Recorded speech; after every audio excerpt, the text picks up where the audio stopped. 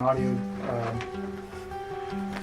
We introduced ourselves in the lobby earlier, so we're just going to do that again real quick. My name's Kevin Kovac. I'm with the Colorado Bureau of Investigation, and we're assisting the Frederick Police Department with this case involving Chris Watts. And this is Tim Martinez, also an agent at CBI. Sir, if you just introduce yourself. Dwayne Kessinger. I'm Nicole's father. Dwayne, what's your birthday? November 3rd, 1958. And home address for you, sir? 8801 West 65th Avenue. What city? That's Arvada, 8004. And a cell phone or a home phone or where? 720-982-4547. Thank you. And Nicole, can you just introduce yourself for the recording? Nichol Kessinger. Do you know the other side? Yes, please. I live at 12255 Claude Court. 612. Phone number 720-656-9605. Claude Court, is that? I think we determined it was North Claude Lane. Do you know your zip code? 8024. Okay. Can you speak up just a little bit so the recorder? I know you're tired and you're stressed, and we won't be here any longer than we have to be. You've already had a conversation with people before. You came here on your own free will to talk to us. We picked you up at your request and brought you here. You can get up and leave at any time. You don't have to talk to us. If there's a question you don't want to answer, don't answer it. If you don't want to talk anymore, just tell me I want to leave. And I'm kind of in the way of the door, but you're not being interrogated as a criminal suspect. We're here to understand your relationship with Chris and what you know about Chris and his family, and events relating to Chris Watts. And do you know him as Chris or Christopher? Okay. So the phone number that you reached him on, can you tell me what that number was? I think I deleted that out of my phone too. I just cut him out of my life. It's a 910 number. You guys have it. We gave it to Mark yesterday. Yeah, So I probably he'll have it, have but it. just in case. I don't have it If I anymore. recited it to you, would you know it? Just the first three numbers. Okay. But you know it as a 910 number? Yes, that's what I do know. I mean, that's what I've got. North Carolina or something. That's North what it Carolina. is. Okay. So let's just start with a timeline of your getting to know Chris, how you guys met, where you met, all those things. And let's just run. And I'm not going to ask you specific questions unless I think it's necessary. I'll let you just tell me your story. I think it's a little bit easier that way. So I just want to know how you met him, where you met him, how long you guys were dating, and those kind of things initially. Okay. I think I met him sometime in June, probably early June. It might have been May. It was just talking at work. It was pretty casual. And he didn't have a wedding ring on his finger. And every time I talked to him, he didn't tell me that he was in a relationship. He didn't even mention his kids right away either. And then one day he told me that he had 2 kids. I was like, that's pretty cool. And started telling me about his kids. That sounded like a sarcastic comment. No, I thought it was kind of cute. I was like, oh, he's a dad. It was right around Father's Day too. So whenever that is in June. Okay. Yeah. So I'm not good with holidays. he told me he had kids, and then it was Father's Day shortly after Okay. that. So that's what I do know. And I was like, I thought it was cute. And then he's telling me about him. He's pretty excited about him. And then he mentioned that he did have a significant other. And then he told me that those two were in the process of a separation. Did he mention the children's name or his significant other's name? I didn't know his significant other's name for a while. And then I think he told me his kids' names pretty quick, but to be honest with you, on an exact date of when that happened, I don't know. So in May and June, first of all, where do you work? I work at Anadarko Petroleum Corporation. I'm contracted to Anadarko Petroleum Corporation. Okay, and you work out of an office setting where? In Platteville, Colorado. Okay. And Chris also works out of that location, per Yes. se? Yes, he's in the field, but he comes into the office with his team. So you work, what is your job responsibility? I do health, safety, and environment. Okay, so you work in the office and you take care of health safety for, Anadarko is an oil and gas company, right? Yes. So you're doing health safety in the office and Chris works in the field Yes. as a, what kind of job does he do? He's an operator, so I don't know like all of his daily duties, but he's a field operator, so he works with like the oil wells. So he goes out and does work on those, whatever Yes. that work might be. But he comes into the office frequent. In the mornings, his team meets in the mornings. They're not all in there every day. Some days, some of them are in there. Some days, other ones are in there. But in the mornings, typically from like 6:15 to probably 7, somewhere around there. And is that where you met Chris? Yes. Okay. So can you just take us through kind of a little bit of the early part of how he courted you or you courted him? I don't know which one happened. How you guys got to know each other? I guess we just started talking. He actually, so part of my job is to manage the gas monitors that we have. So Anadarko requires all of their field personnel to carry like gas monitor sensors for toxic gases, and it's my job to control all the inventory, any issues, anything like that. And we were having some pretty serious like equipment issues, and we had numerous amounts of people coming in my office one day, and he happened to be one of them. And I'd seen him before, like they meet in the lunchroom, and that's where I go put my lunch in the fridge. So I'd seen him, but I didn't ever like talk to him. So that day we just started talking, and then every time I saw him in the hallway after that, and it was always hit or miss, like it wasn't an everyday thing, it was just when I saw him, we just started talking, and we just kind of had a lot in common and just hit it off, so we'd always have, pretty good conversations, and then, I don't know, one day he told me that he had kids and started talking about his kids, and then mentioned, yes, that I have a wife, but we're getting separated. I said, okay. And then When do you think that was? when he said all that, So specifically when he told you he was getting separated from his wife, was that within the first couple of weeks that you knew him, or was that later on? You said you met him around May or June. yeah, it was still in June. Okay. It would have been before Father's Day. So had you guys ever gone out on any kind of No. date at that time? You just No, were no. conversing at work? Yeah, that's all it was. And then, I don't know. We started hanging out. We hung out. We went to a park. Hung out at a park. Let's go back real quick. So why did he tell you that he was getting a divorce? Did he ask you out at that time? No, he didn't. I think he was probably interested in me. And so, he talked to me a couple times via his work phone, and I was like, no. Like, it was still very, like, friendly conversation. But then when I realized, like, this man is interested in me, I'm interested in him, this is personal, so we got away from the Anadarko thing, because I really don't want those guys affiliated with any of this. And So you have a work phone that's specifically... no, I have one phone that I do both on. He has 2 phones. Okay, so he had your phone, the 720-656. That's the only number that I roll with all the time. Okay. So he has 2 phones. All right. One of those owned by Anadarko Yes, and one sir. personal. Yes, sir. Do you know what his Anadarko phone number was?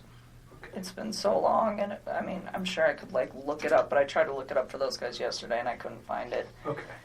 We But- can find it. That's okay. Just wondering if you knew it. But at that point, we just like took it to his phone because I just felt it was like better that way. And we just continued to talk, and then Let me go back to the park. Where was the park? it's like down the street from my house. It's called East Lake Number 3. Your house Yes. in Northglenn? Yes. And that was in the June time frame. Or like the beginning of July. It was like right around my birthday. It's like so sometime at the very end of June or the beginning of July. Okay. And that's the first meeting you had outside of work. Yeah. Basic conversation for a first date? I mean, we kept it pretty simple, I guess, I don't even remember everything we talked about. We Sure. were there for a few hours. But Understand so if I ask about conversation, what I'm looking for, was he talking about his family? during any of these meetings. Those are the kind of, I understand, whatever you guys were talking about, relationship, your life, your interests, those things, we don't need to know that.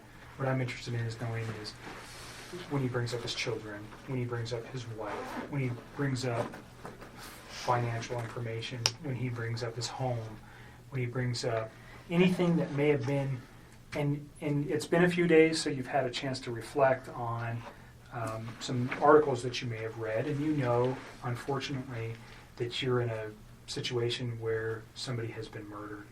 And that information, when you look backwards in your memory with the conversations with Chris, anything that he might have said that would be relative to that, and I'm not just, even if one day he was mad and he said, I want to do this or do that, anything like that, if he ever made any kind of statements that you were like, whoa, that was weird, or why would he say that, or why did he mention that? Do you understand what I'm No, looking I for? completely understand. I just feel like some of this happened so long ago that I can't tell you like the exact words of the exact conversation at the exact time and Sure. place, because it's like we had a lot of conversations. I mean, we talked every single day. So it's So if there's like a- I'm trying to help you guys with the stuff like the stuff that's more current. I can give you guys a lot more like detail and exact times. But when you're asking me about something that happened 6 weeks ago and exactly what was said, it's like, I mean, I'm sure I can give you a general idea, but to be honest with you, like to pinpoint exact words, it's not going to happen. I'm not looking for exact words, just more, let's say 6 weeks ago he said something that triggered with you last night. That's what I'd be looking for.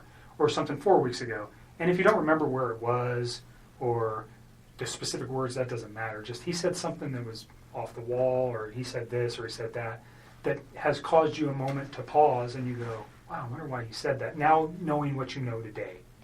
Do you understand where I'm going with that? I completely understand. And to be honest with you, I mean, there were several discussions that we had about his current relationship and where it had gone and what it had caused.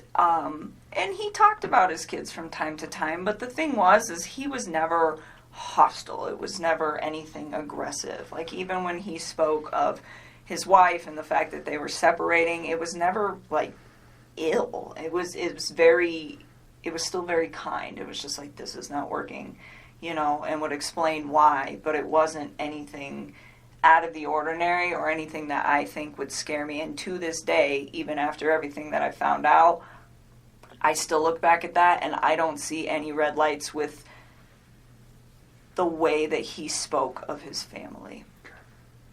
Can you just describe his overall demeanor over the 8, 10, 12 weeks that you guys knew each other? It wasn't that long. It was like 6 weeks that we were hanging out. Well, I guess we knew each other longer. Okay, but you met him in the office, and just his overall persona, who was he aggressive? Was he mellow? Was he calm? Was he outspoken? Who was Chris? I think he's an introvert. I would consider him to be like a pretty, I don't want to say he's a very reserved individual. I think he's probably more reserved around other people. I think he emphasized to me that one of the reasons that he really enjoyed talking to me is because if he felt like he could get out of his shell. He said around most people he just like didn't really feel the need to like talk and converse, and it wasn't just in his home life, just in general. It wasn't something where he's an introvert. And he said with me, it made him feel like he could really just start talking about things that excited him. And I think a lot of that had to do with the fact that we had things in common. So with me, I think he was a little bit more outgoing, but even then, I would still consider him to be an introvert. I mean, not on the extreme end. If an introvert went to like 1 to 10, I'd put him at like a 4 or 5. So on the lighter side of introversion. Pretty even-keeled. Yes, like really relaxed, like all the time. He was never really like worked up about anything, just Mellow, chilled. easygoing guy. Very much. Okay. And he was that way with you. Did he ever have any kind of? Did you guys ever have arguments? I mean, No. pretty short relationship. No arguments during that time. No. Did he ever lose his temper at any time? Never. You guys never had a yelling match? No. So you never saw him upset or mad? No. And there was a couple times that we had some disagreements on things that as we like further progress into this story, you know, but it was never like, I am very calm when I talk to people. It's like extremely rational when I handle situations that there's a disagreement in, and he always was the exact same way. Like always. Like I never stressed anything. I think one thing that actually kind of drew me to him was the fact that he was like very open with communicating with me if there were any like differences on how we saw things or just like open-minded about things. It was actually, I personally thought it was kind of unique because usually most of the men that I've ever met are typically very closed off, and I didn't get that from him at all. But it was always like kind, very kind. So no sense that this guy had a temper or Not at all. was aggressive, or he never lost his mind and yelled and said crazy stuff or anything like that? Okay. No. So can we just kind of go back to your relationship? You say you guys had a lot in common. What was that? Oh, I mean, like, we were both really into fitness. I think that's important. It's a lifestyle. Both of us ate pretty healthy, so I think that was important as well. He's like a total gearhead. He likes cars a lot, and I don't know nearly as much about them, but it's always been something that I've been pretty interested in, so we definitely talk about stuff like that. And I guess he was always willing to like learn new stuff, and vice versa. Like I like to travel a lot, and it's not something that he's done a lot, but he seemed like really interested in what I had to share with him, and vice versa. So even if it wasn't something that we originally had in common together, it was just like, hey, I respect what you have to say, and vice versa. So you guys, yin and yang, you got along pretty well. Very well. And no time, he never gave you any indication None. that he was having issues. So during your guys' dating time, did you guys spend most of the time at your place? Always. Okay, always at your place. Or we'd go out, but I told Mark yesterday, he asked me if I went over there, and I told him about one time that I went over to that house. I've been to that house twice, but it was very, very brief, and it was not like an extended stay. I did not feel comfortable there, or like, I just didn't want to be there. It's not my life. Like, that is somebody else's life and somebody else's existence, and I respect that. That's their space. And so I used to tell him, well, come to my house because this is our space. This is my space. And so for me, out of respect just for, like, whatever situation he had going on and the fact that it's not my home, I felt that it was better to be in my place. And I live alone. I don't have any roommates or anything, so it's pretty easy to do that. So during June and July, were you aware that his family was not, did you meet his children? Nope. During I didn't want June to. and July? And he didn't ask me to. Okay. I mean, not that I didn't want to ever. It was just not now. It's like you're not finalized with your separation. And not only that, we've barely been dating. Like, you can't introduce kids to somebody new in a situation like that. That's something that takes time. I mean, would I have liked to have met them? Of course. That would have been a great honor for me to have somebody introduce their children into my life, but not then. It was something that it was like, okay, well, let's see where we're at in 6 months. Let's see where we're at in a year. And if we're still doing this and you and me are still, happy with where we're at, and you think that this is something that is going to be long-term and is worth bringing your children into the picture, then yes, I would love to meet them. But it's like, not right now. You are still in this situation where you're not even completely out of it, and I'm getting in it, and that's not fair for them. And that was kind of the policy that I had with him, it was just like, yes, but not yet. So did he ask to introduce you to his children? Not at that time. I think both him and I were on the same page of eventually, if things went as they should in the I understand you guys' relationship. relationship is very new and young. Yeah. So, although it was short, just laying everything out helps us understand what actually was going on with him. And Yep. I might ask you a question and you're going, why the heck would he ask me that? Probably because I have information that I'm not willing to share with you, and I'll tell you that right now. I'm not going to tell you. Some questions I'm going to ask you, heck, I won't share some information with you. Just, it protects you and it protects our investigation. So if it seems weird, there's a reason I'm asking it, That's and fine. it's usually relative to what I know. So don't take offense to it. Again, it's just part of what we need to know. Understood. So, just you went to his house on 2 occasions. Yes. Was that recent? No, that was like pretty early into it, and I did not like it and did not want to go back. Do you recall where the house was? Yeah, it's like right off the highway in Frederick. Okay. And you know the streets? I mean, I'm sure I could figure it out again if I like really had to. Like off the top of my head, no. Do you know the street name? No. Okay. I would have to like drive around in there to get there. Okay. Did it look like anybody else lived at that house at that Oh, time? definitely. Okay. I mean, So the is that whole what thing. freaked you out? I mean, he told me that he was living in the basement, and he said, we're separated, but we're not divorced, and we're going to get ready to sell the house. And that was the impression that I was under. And I was under the impression that they were taking everything pretty slow with this, with, like, getting ready to sell the house. I mean, those are big things.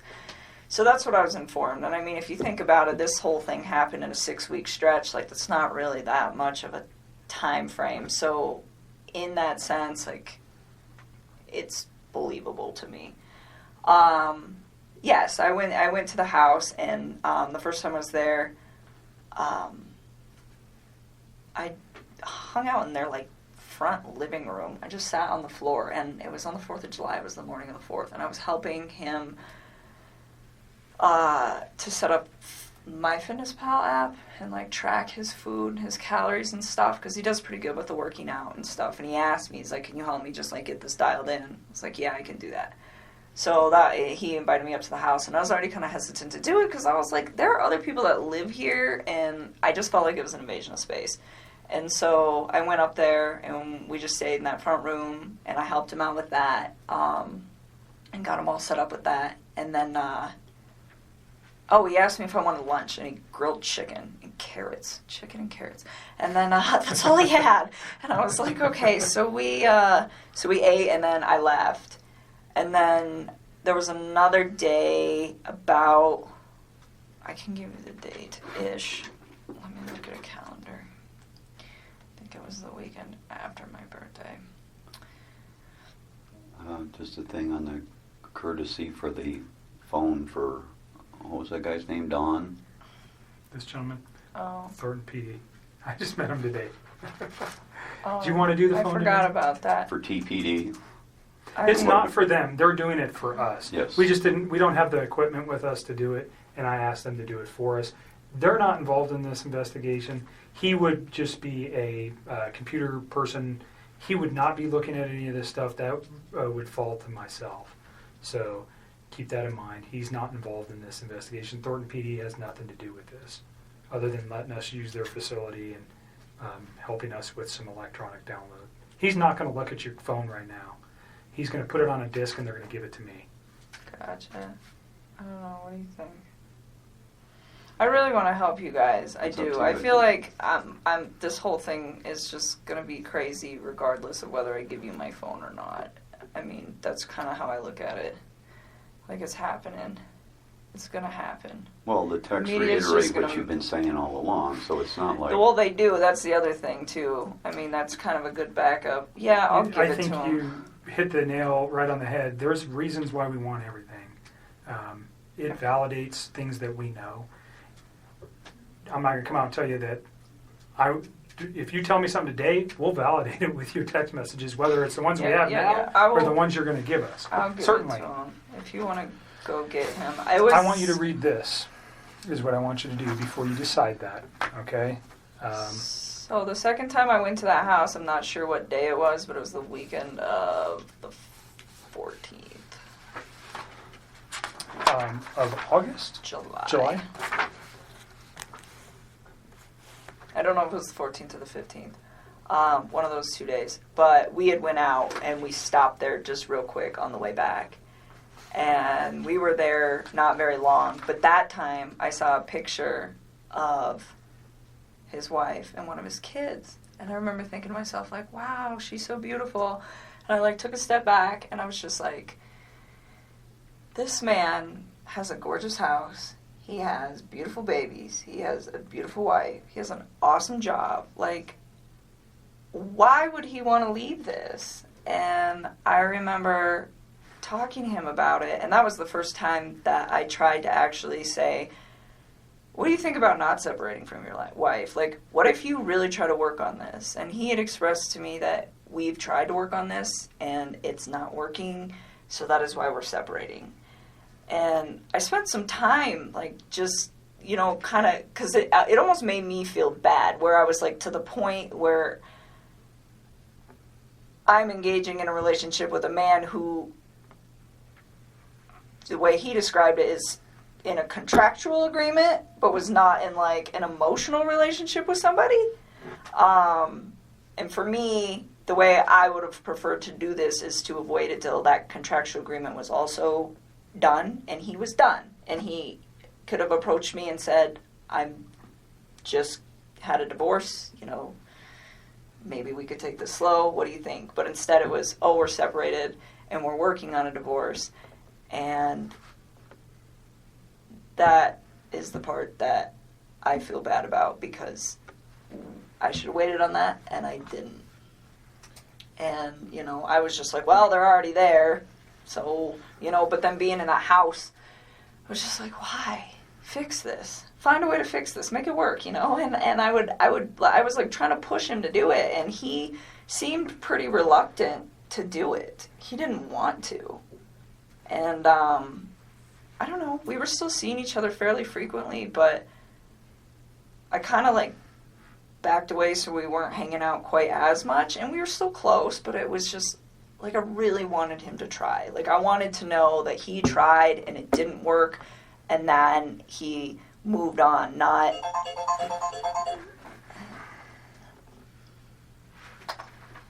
that, you know, they both kind of tried and then he got himself into a situation with somebody else. And I don't know, I just thought he had a beautiful life going on, and he could have made it work. That was the way I looked at it from the outside. So is this something you reflected on since this event, or was this you? No, I was doing it then. Like, you said, see this it this doesn't look right. He's kind of, I don't want to be responsible for breaking up a marriage, especially with 2 children. Is that kind of the gist I'm getting here? I didn't think it didn't look right. I mean, I think he was legitimately sleeping in the basement, and I didn't think that these 2 were, I mean, I think it was like, hey, we're both stuck in this house for now. We got to sell this. In the meantime, you live here, I live here. We sleep in different rooms, take care of the kids. That's just like kind of how I took that. And no, I didn't think it didn't look right. I just thought it just seemed like he had so much going on, and it was just beautiful, that I was like, why don't you just try this out, you know, and see if you can fix it. And he'd always be like, well, what about us? What about us? I'm like, don't worry about us. Like, that is more important. Like, try to see if you can, like, salvage whatever it is that you have going on with your wife. And you know, I always got the impression that he was a great father to his kids, like, always. And so, you know, and I was like, and be the dad that you want to be. I was like, and see if you can make it work. And he just, like, we kind of talked about it off and on for, like, a few weeks, and I was just kind of like, I don't know. Like, I think I was kind of, like, cold feeting about it after I went over his house. And so this was, like, pretty early on. And then he told me that, he went to North Carolina. And he was like, I'm going to talk to her when I'm in North Carolina and see if I can get her to do this, to, like, try to, like, rekindle the flame. Okay, so try to salvage his relationship as you've been asking him. Yes, and then if he decided... When did you go to North Carolina? I think it was, like, the last week of July, somewhere around there. Okay. So, I mean, this was, like, a couple weeks that I was just kind of, like, trying to push him to do that. Let's pause at North Carolina, and we'll come back to that real quick. I want you to read this. If you don't understand what it means, then ask me the question. But basically what it says is you have the right not to let me look at your phone. I'm asking to look at your phone for the purposes we previously discussed, for the text messages and your phone log, and unfortunately the photos that are attached therein too. That information is only relative to this investigation. I'm not looking at anything else except for the conversations between you and Chris Watts, and the phone data between you and Chris Watts for phone calls, for times and dates for those phone calls, and then the content of the text messages that are there. And we'll write that specifically down here. Understand I that just don't if want anybody to get some of those texts. Like, they have nothing to do with this case, and they're just like, between you and Chris, yes, they're just so just tell me what you're. they're just kind of raunchy. Okay, like, I well, don't need anybody. everybody's I an don't adult. Need that posted like We're not going to somewhere. post it. I don't need. I don't want the ones newspapers to get that. That's all I want. The I just only need ones them that to we would not be get looking that. for, again, is the same kind of questions we're getting to here, is things about his children, things about Understood. his wife, the Understood. questioning of, did he ever, has he ever said something to you that might indicate, maybe not then, but now, that there was something like this in his mind? Or, you know what we're looking for. I don't need to come out and tell you that. I understand the embarrassment of particular photos or potential sexual types of conversations you may have had with Chris. It's not relative to the investigation. We don't care. Okay, you're an adult. I'm an adult. Everybody in this room, even your dad, and I give it to you for saying that stuff in front of your dad, because I'm not sure many women could do that. So that's not what we're after. We're after the information that corroborates things that you've told us, and also that corroborates or may tend to prove that things that Chris told us were a lie. You understand that? Mm-hmm. And that's maybe going a little bit far. I usually won't tell people that, but because of your reservations, that's what I'm looking for. If I can disprove something he's told me by a phone records don't lie. People do. Okay? So if I can disprove something that may be important, that's what I need it for. I'm not saying I can. Has it happened before? Absolutely. Is it critical in cases that I've worked in the past? Yes. So that's why I want it. Okay? Again, you don't have to give it to me. You can tell me, I don't want you to have it. Go get a warrant. I'm not even going to tell you if I go get a warrant, try to get a warrant right now. I'm just asking for you to consent. And again, we can write right here what you're willing to give me, which is the text messages and the phone log. And unfortunately, again, the attachments on some of those text messages. And I'll write it on there, and then you'll just sign it. Okay? Do you understand the questions there? Do you have questions about any of the things that it says? You understand you don't have to do this. You're doing it of your own free will.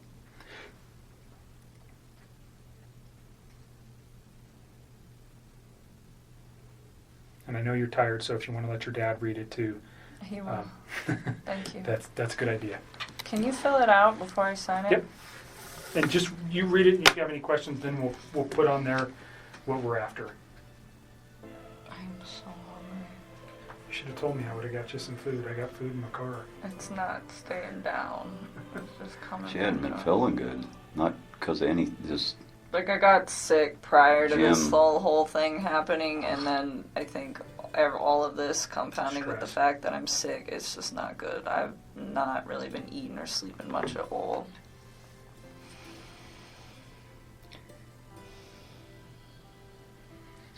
yeah. I'm with you. We definitely need to accelerate the case, because the more it takes, the less sure that they are of situations.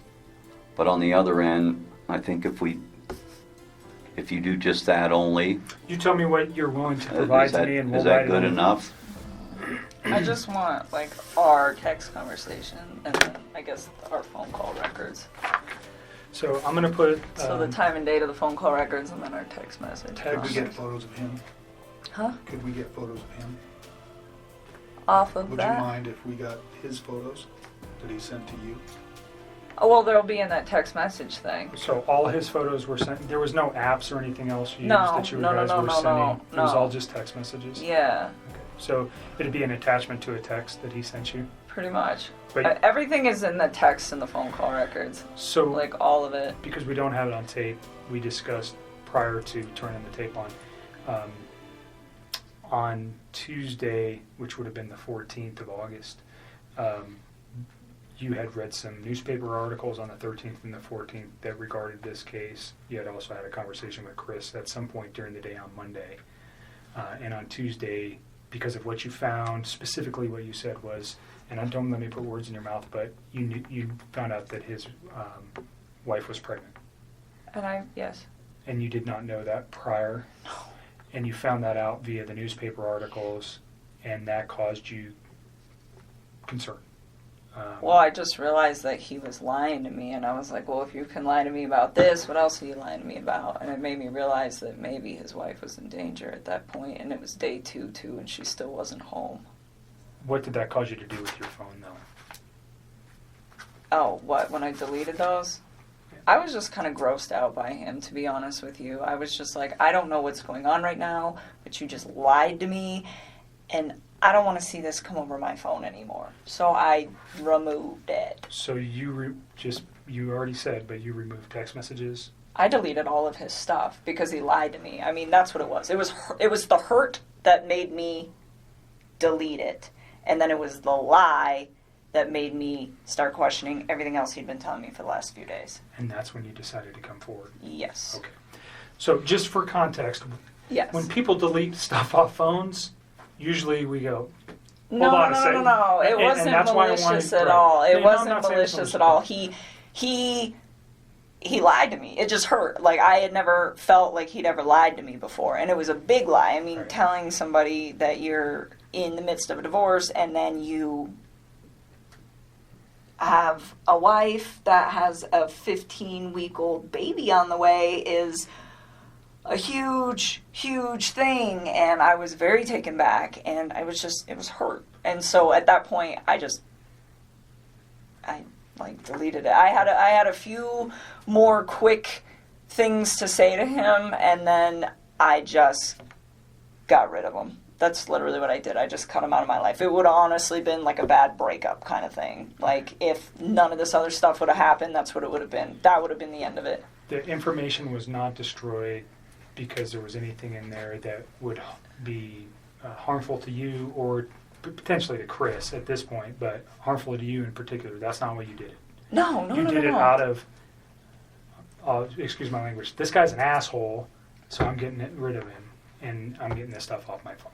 That was like me kicking him out of my life. Okay. And then, like I said, and then realizing that he lied, that was when I was like, okay, maybe his family is in danger and they're not coming back and they're not staying with a friend. Yeah, when did I go over there? Tuesday morning? Wednesday morning. Wednesday, I yeah. called you Wednesday morning. That's when we started discussing you guys need to get everything that I just... You can understand the importance of, Oh, no question. We were... like I said, people lie, phone records don't, and they really help specifically establish dates and times. Mm-hmm. I think we have a very good grip on that in this case already, but there may be a time when we go, we need to know something else, and then we would have it. We don't want to lose it, and that's really what it is for us, is if we lose information that later on we go, man, I wish we would have got that. And we may never even use these. We may never even look at them. But if we have it now, then we don't worry about losing it. So I appreciate you being cooperative and giving it to us. Yeah. So the first thing I wrote was text messages between Chris Watts and attachments. Okay? So, because we're talking about the photographs, unfortunately, that cause you much disdain. And then I am going to put phone log for calls between yourself and Chris Watts. Your phone number is 720 656 9605.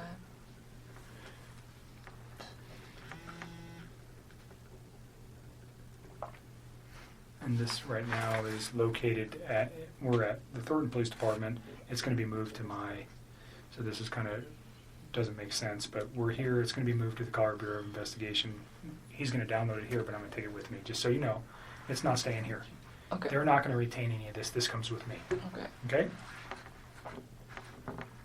Is there anything else you want on there?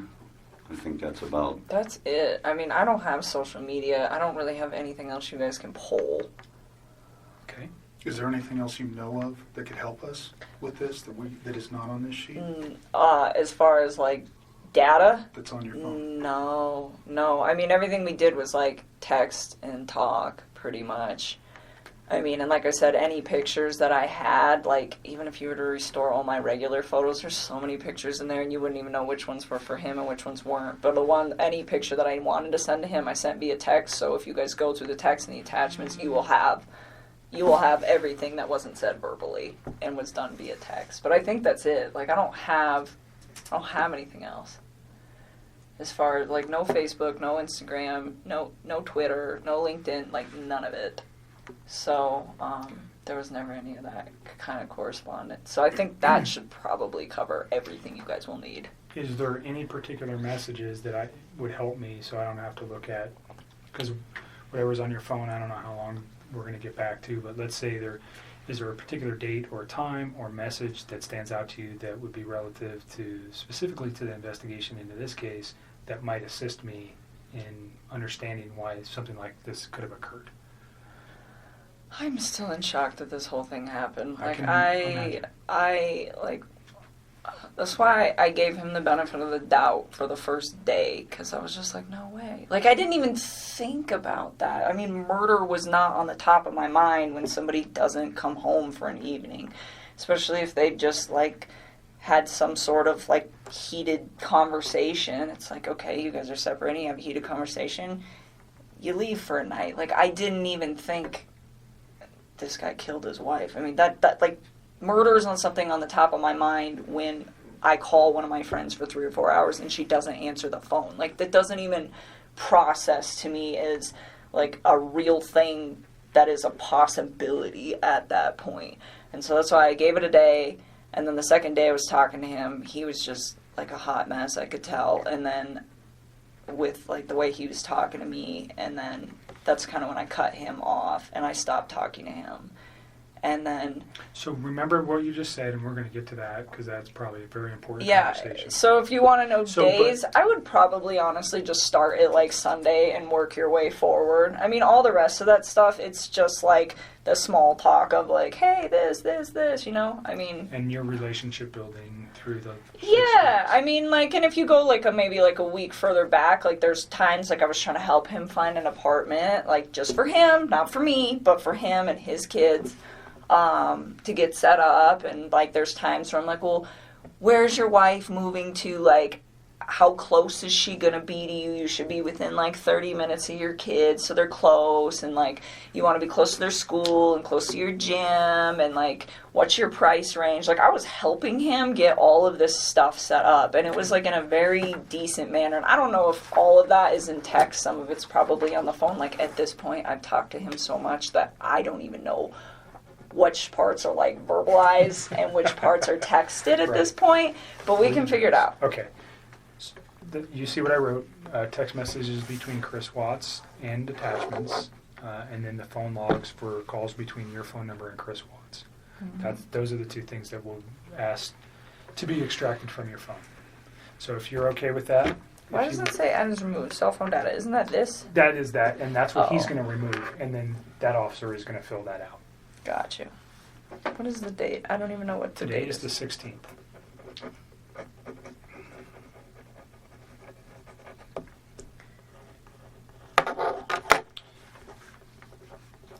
You want to add anything to this? If you give us your phone, we'll get him started. We want to give you everything, but we also want to be protected in doing so. Is more of the... Sure. Was more of the thing. It's just... And when he's done, we'll give you a copy. Is there a password or anything? Like, will it lock up after a period of time? Yeah. That's his notes. And... Make sure there's nothing written on the back. There's not. I checked before I ripped it off. Okay. Let's go back to North Carolina. Okay. He went to North Carolina, and he was trying to rehab his marriage with his wife. He said Do you know her name at this point? Yeah. Okay. Are you okay saying her name? It's Shannan. All right. And do you know the children's name? Yes, it's Bella and Celeste. Okay. Cece. She went by, they called her Cece? Mm-hmm. All right. So he went to, were they in North Carolina? They were already there. If you want something. I don't know if my stomach will do that. Yeah, they were already out there. He just flew out there to go meet up. Do you know why they were there? They're all from there. Okay, so they were there. They were visiting her family for the most part until he got there, and then they still were mostly visiting her family. Okay. And do you know how long they had been there? A while, like weeks. All right.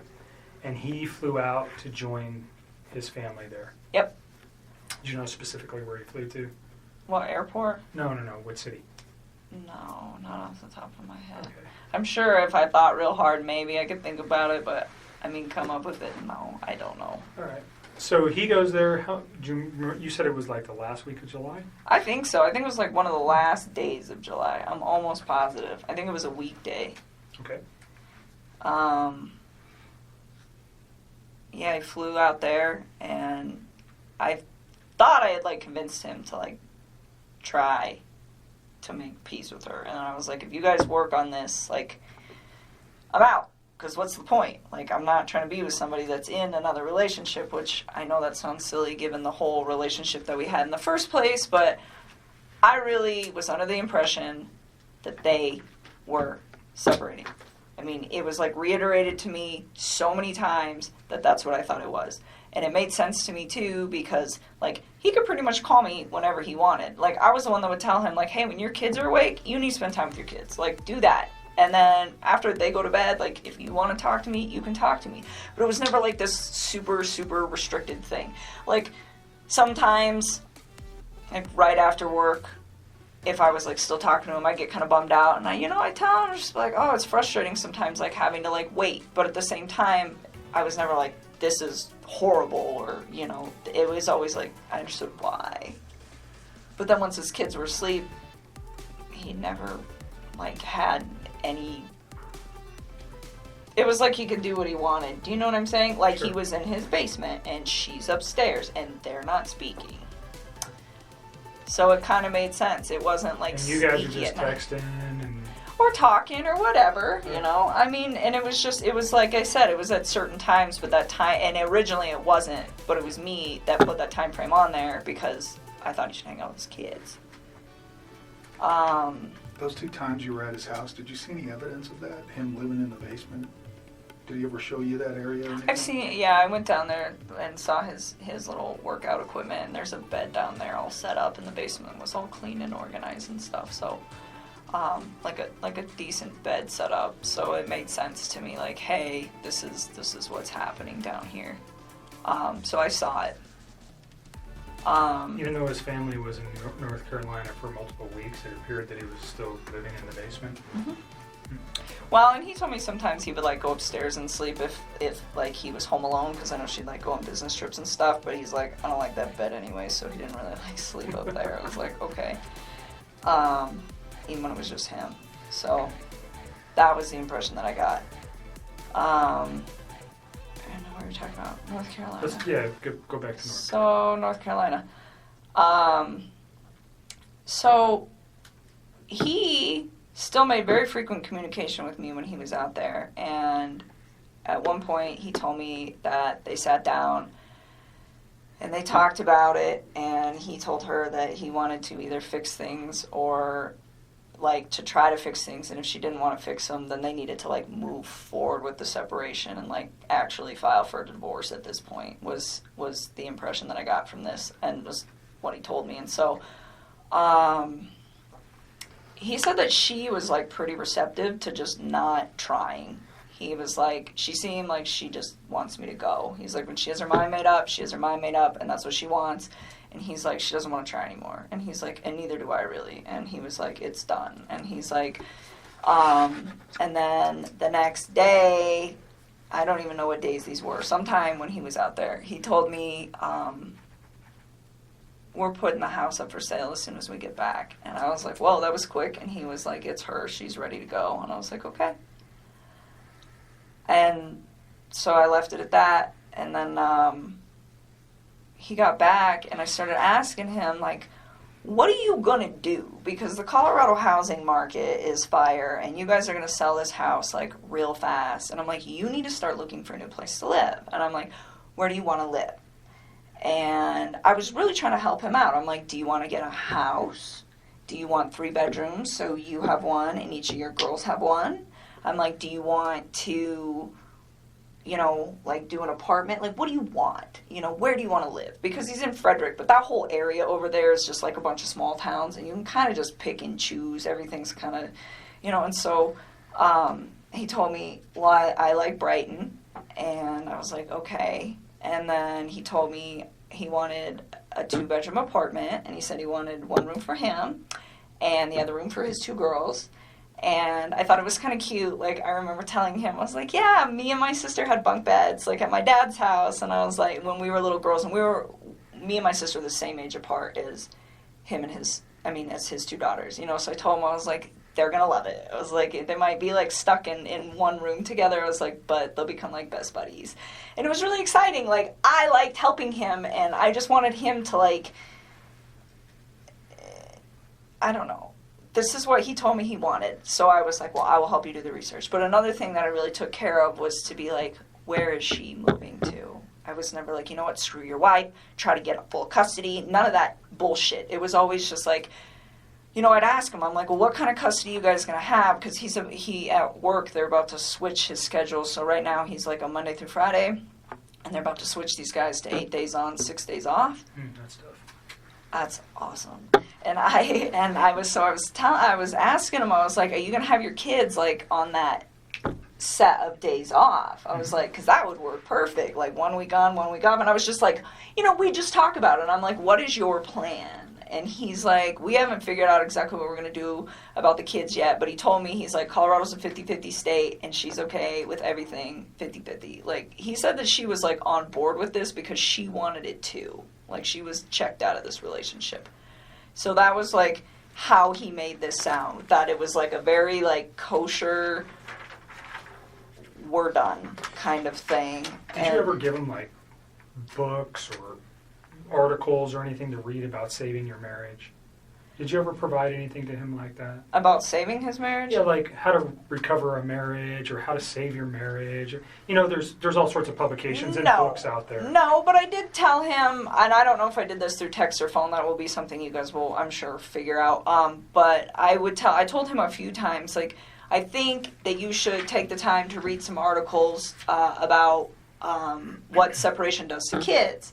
You know, and I told him, I said, when my parents separated, we were literally like 3 and 5. We were almost the exact same age as these little girls. And I told him, I said, you know, I was so young when it happened that it didn't really have like a big negative effect on me because I was so small that I didn't really process it too well. I was like, but I do have cousins that their parents got divorced when they were like 10, 11, and I think that it hit them a little harder.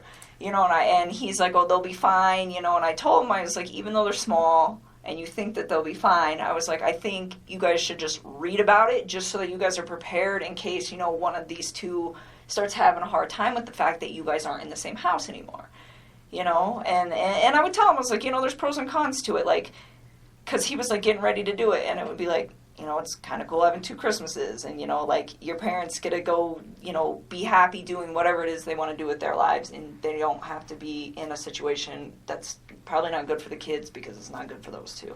You know, but at the same time, it was like, just read. Like, that's what I always used to tell him. I'd always tell him to, like, I tell people to read about everything. Reading is so good for you. So he, at this time, is telling you that, yeah, I am the guy trying to save the marriage and she doesn't want it. That's what he told me. So, and and then he was like, she doesn't want it, so I'm not going to do it. And then it was like, we're filing for divorce, we're selling the house, and this was like all as soon as they were coming back from North Carolina, like boom, boom, boom, boom, boom.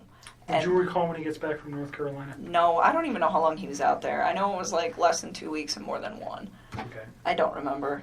So he comes back early August, would that be fair? Oh yeah, it was definitely like in the first 2 weeks somewhere. All right. Probably the second week of August at some point in that. I don't remember when. Does his wife come back with him at that time? Or Yeah, they all came back. They all come back at the same time? They all came back.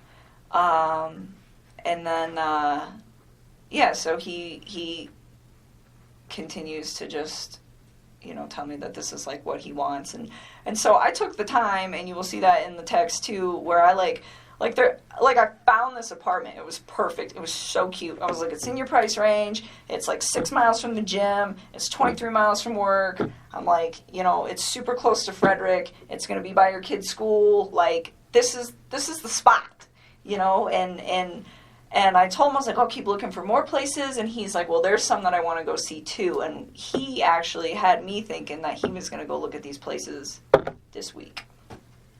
before all Okay, this. so this is fairly recent then. If Oh, we're this talking. just happened, like in the last. He's going to couple go weeks. look at apartments. He wanted me to go during, with him. When you say this week, are you saying Like this Monday week. was the 13th? Like this week. Okay. Yeah, so I told him, I was like, well, pick out a few spots, and if you want me to come with you, I'll go look at them, but you know. You said earlier that he had never, or that the apartment wasn't for you and him. It was just for him and his children. Oh, yes. It wasn't. You had no intentions of moving in with him. No, I have my own spot. I still have a lease there till July, and even then, like, he never asked me to move in with him, Okay. and I never tried to move in with him. I mean, I told him, I really try to take everything with this whole situation very slow. The only part that I screwed up on was the fact that he wasn't completely separated from her when him and I decided to spend time with each other. That is where I screwed up. But other than that, everything else, it was always like, you know, you build your life, I'm going to build my life, we will intertwine them, but I am not ready to, like, do this. And he respected that. And I even said that, and I don't know, that might be in the text, but said that too, where it's like, Chris, like, you need space. Like, you're just getting out of a divorce. Like, personally, I think jumping into a new relationship is a little quick. It's like, I was in a relationship earlier this year, and I think this is also a little quick. And I'm like, so why don't we take our time? And I'm like, if you guys end up doing a week on, a week off with your kids, and like the week you have your kids, be with your children. And the week that you don't, I'm like, I don't even want to see you every day. I'm like, I think we should spend like a few days of that together. I'm like, because I like my space, and I think you need your space. I think you need your space to like develop your identity again and like get it back, because I think he's just been like so wrapped up in this whole thing that he's got in his own life and his life that he doesn't remember probably what it's like to like be single or have time where it's like just him. Sure. And so I was just like, you know, like, embrace that. I think it's a beautiful thing. And I really try to, like, take it smart with all that. And it was the same thing with his kids. I was just like, you know, like, and we talk about things every once in a while where, I'd be like, hey, if I ever meet, you know, because, like, I have a lot of house plants. That's a good example. So I have a lot of house plants, and I told him, I was like, one day, if I ever meet your kids, I was like, I'm going to show these girls how to, like, paint pottery and plants. I was like, I think they would love to see something grow that they built. I think it would be really, really cute. And, like, little stuff like that, but it wasn't very frequent. It wasn't, hey, we should get married, and hey, we should have babies, and hey, I want to live with you, and hey, I need to meet your children now, and let's cut the mom out. It was never like that. And there was never any conversation about, you know, we can't do this with her around, we can't do this with the kids around. Never. He never said that, you never said that. No. So the way you guys were trying to make this work was just, you know, slowly trying to come together because of his current situation, and you, by your own account, your own. Mine. I mean, You're just rush. a independent person. It sounds like pretty much. Yeah. And but through text message or through conversation, he never said, "Hey, you know, this isn't going to be financially able. I'm not going to be financially able to do this," or "This isn't a good thing. I got these kids." None of those conversations ever came up. No. I mean, he told me, like, he had a budget restriction. So for his apartment, and I'm pretty sure this is in the text, and this will probably be in the last couple weeks, he told me $1,100 to $1,400 when I was asking him. Like, because I told him I'd help him do homework. I was like, you do some homework, I'll do some homework. We'll knock this out, because if you guys are for real putting the house up, you got to figure it out. And so that was his budget. And I remember asking him, I was like, you sure you don't want to just get, like, a house? And he's like, I never thought about a house. I'm like, yeah, you can rent houses, man. Like, it's a thing. And he's just like, I don't know if I can afford that. And I was like, okay. And I knew that those two had been through some financial trouble. I definitely found out a lot more about that situation in the newspaper recently. Okay, so prior to the newspaper, how did you know he was in financial difficulty? Because when I went to that house, everything in there is very, very, very, very nice. It looks like it all comes with a very expensive price tag. And I didn't say anything to him about it, but I could kind of tell then where I was like just looking at everything like, how do you guys afford this? And then he has that car I don't even know how much that car costs, but I bet it's What car is that it? Lexus. I'm sure that thing costs like 80 grand, but just like money. Like everything just looked like it costs a lot of money in that house. You probably have a decent idea of how much money he makes. Yeah, and it's not enough money to pay for all that. Not Mm. even close. Did you have any idea of what Shannan did for a living or how much money she might have made? I mean, I had an idea. I would consider her like a sales rep. I don't know how else to describe that. For the company that she worked for. And I don't know exactly how much she made. He said that she was really competitive and she liked to try to keep up with him. He's like, she gets close sometimes. So I don't know how much those two brought in. I mean, off the top of my head, if I could guess, probably somewhere around like $140K a year. I mean, I don't know. Because I don't know exactly how much he makes. And I don't know exactly how much she makes. But based just off of like what I know about the oil field, like, yeah, I would say that's probably an accurate estimate. So even if they're making, let's just use the figure $100,000, they're living above their means or below their Oh my God, like, way too much. way Did he ever too. discuss with you any of those issues? I mean, a little. I mean, I didn't know about the bankruptcy or any of that till I read on the newspaper about that. But I think he was really frustrated with the situation. He told me, he's like, I feel like my paycheck goes in my bank account and I just watch it go like this. He's like, but it doesn't have to. He's like, she makes it like that. And I was just So was like, he resentful for that? I don't know if he was resentful. I just think he was frustrated by the fact that they could be doing a lot better financially. And she, from the vibe that I got, had really bad spending habits. So she was a spender. The car, hers or his? I think it's hers. Okay. I'm pretty sure that that's hers. Do you know what other car they might have? Well, I mean, his APC pickup truck. And that's it, and I think. That's owned by Anadarko, though, right? Yeah. But so I don't think they own any other vehicles as far as I know. I think it's just that thing. And Anadarko doesn't allow him to drive that on his own personal time, No, right? no. So he's just got one vehicle. Yep. And it's a very expensive Lexus. And then they live in a pretty expensive house. It's a huge house. Yeah.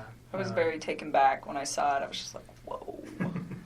How And do then you the guys... fixtures inside caused you to pause. Everything was just like... And then you mentioned today you read something about bankruptcy. Yep. What did you read? That those guys filed bankruptcy for a lot of money in... Who are those guys? To that couple Okay, in 2015. Oh, Shannan and Chris thanks. filed bankruptcy in 2015. Okay, and you said for a lot of money. Do you recall the amount? No, because it was different in each of the newspapers, and I don't know which one to believe. So, hundreds of thousands of dollars.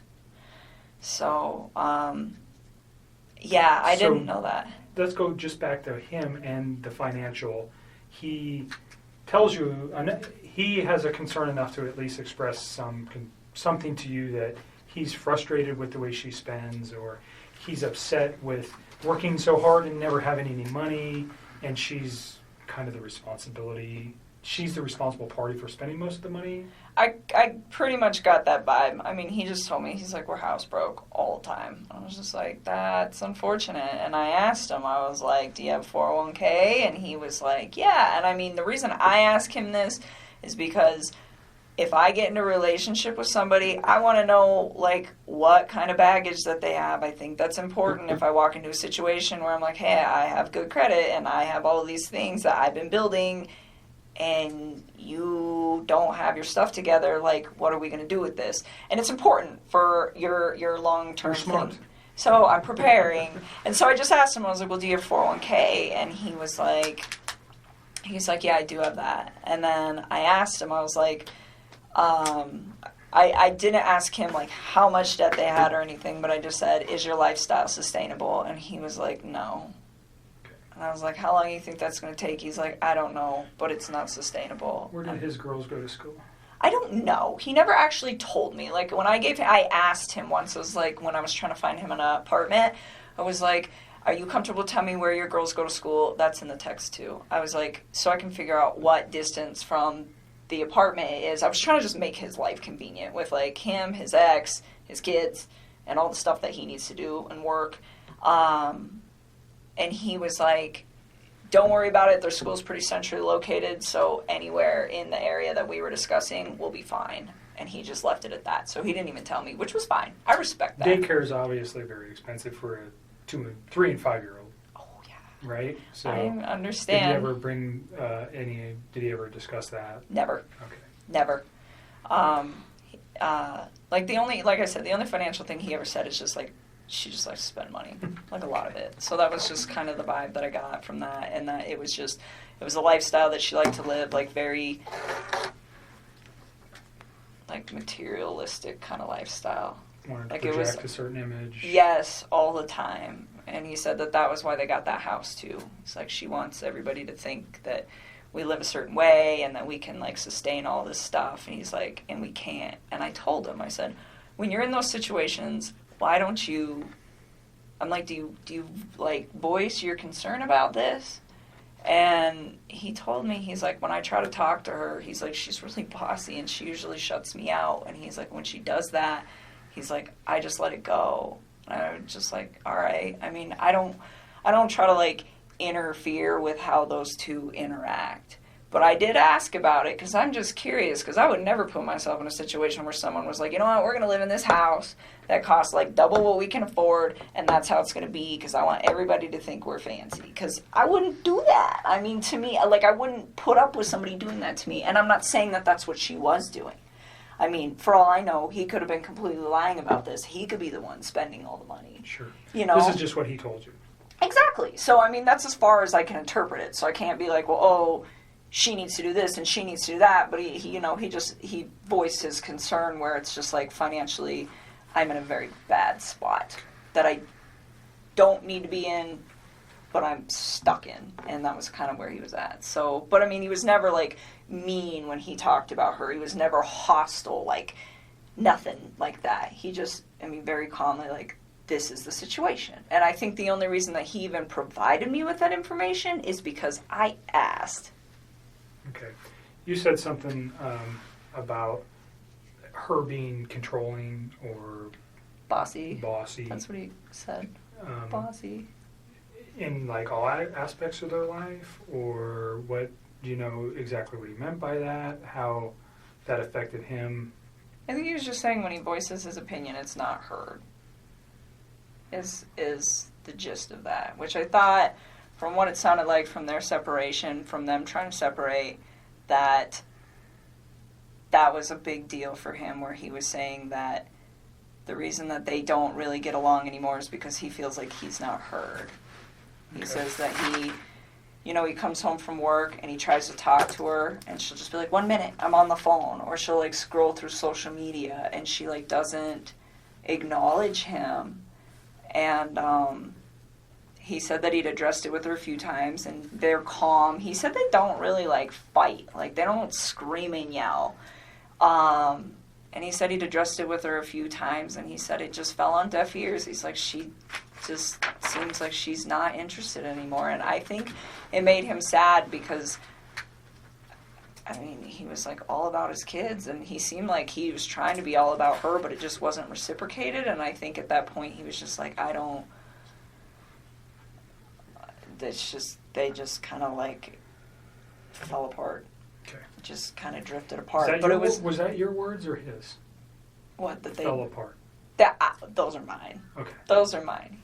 He just said that they didn't communicate very well. And it wasn't in a aggressive way communicate. It was just the fact that they didn't like communicate at all. They didn't talk. And they had children and was there ever mention that he was trying to resolve or save his marriage for the children's sake? You know, a lot of people talk about that. Did he talk about that? I mean, he told me that he believed that the only reason that those two had still been doing it as long as they've been doing it, 'cause he told me that her and him have had communication issues for about 6 years, where she just seems really like detached and uninterested in like trying to like build something with him. And he said, and I said, 6 years is a really long time for you guys to not fix that, considering they were married for what, 8? I mean, that's like the majority of their marriage.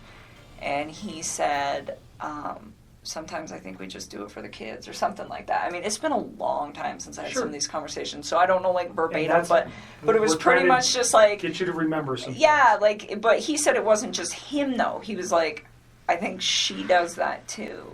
Okay. You know, I mean, and it was like this equal part where they are just kind of like going through the motions, I think. Mhm. And so, like, when he told me that she was cool with like the 50% everything and just like breaking it off and being really civil about it, it kind of made sense to me, because I was like, the way he made this sound, it wasn't, oh, she's this horrible person, or oh, I'm this horrible person. It was, her and I have drifted so far apart that it's kind of a mutual agreement that this is not going to work. So in those 6 years, though, they had 2 children. Yep. And you said earlier you did not know she was pregnant until reading the newspaper. Yep. So that never came up in any conversation. Never. There was no indications that was going on. None. He never hinted to anything like Nothing. that. As far as you knew, he was just leaving her. He had 2 children, and that was the final take on that. Yes. I know why he lied to me. He lied to me because if I'd have known that he had a child on the way, I'd have never wasted my time with him in the first place. Like, none of this would have ever even occurred if he would have just told me the truth. So do you think if he found out that you, if, let's say this week you guys were to go look at some apartments, and this is hypothetical, but you've never found out that his wife was pregnant, would that have changed anything? Like you just said, if I knew his wife was pregnant, I wouldn't be in this picture. So if his wife was not pregnant, and forgive me, but if he takes her out of the picture, you're never going to know that she was pregnant, right? What do you mean takes her out of the picture? Like, If he murdered her, she's out of the picture. You're never going to know if she was pregnant. If he can get away with murder, you're not going to... I got divorced from my wife. You say, do you understand what I'm saying here? If she's gone, but this... Don't lead, hypothetically, please. Yeah. Don't lead on. hypothetically, if she... Okay. You understand where I'm going? If Right, you but you're- didn't know... You're leading into Right. questions that are nothing with your... If you didn't know, though, Wait, Nick, that she was there... did you hear what I said? I'm following you. I just want her to answer a question that relates to... She said something that's important, that if he didn't have a child on the way, or if she didn't know that, she would have continued the relationship, right? But he killed his kids. At what point does he think that I'm going to be in a relationship? I'm not talking about the children. I'm just talking specifically about her. If you only knew, if the kids were still here, and he called you and said, "I'm divorced from my wife," and he gets away with this, do you understand what I'm thinking from his aspect? I still wouldn't do it. I still wouldn't do it because I'd be like, where did she go? Okay. Because I'm under the impression that she's a really good mom. Like, he never bashed her momming skills. Like, no, I wouldn't, no. Okay. No. And you see where I'm trying to take that? Yes. So you guys never had a conversation about the child, period. I didn't know at all. All right. And by your words, if you did know, you would have ended the relationship. Well, because it wouldn't have made sense to me that he's like, I'm getting separated. Oh, by the way, I have a baby on the way. It's like, That's 15 weeks. you are a liar. You're just trying to sleep with me. That's what I would have probably interpreted that as, and I'd have just shut that off at work, and that would have been the end of it. Okay. All right. We can move past that. The week that he comes back from North Carolina, you don't remember, somewhere in the first couple of weeks of August. Yeah, I think it was the second week, but I don't remember off the top of my head. So we'll just use August as a time frame. Is that fair? Because you know he left in July and he comes back in August. How many times do you think you see him? I saw him a few times. I saw him this past Saturday. I saw him the Wednesday before that. And he wanted to see me more. I was the one who wanted my space. I was like, nope, your kids are home. Go hang out with your kids. And even on Wednesday, I cut it short. Like, he came and hang out with me for a few hours, and then I was like, go chill with your kids. I was always like really Do you respectful know of their space. specifically where you guys went?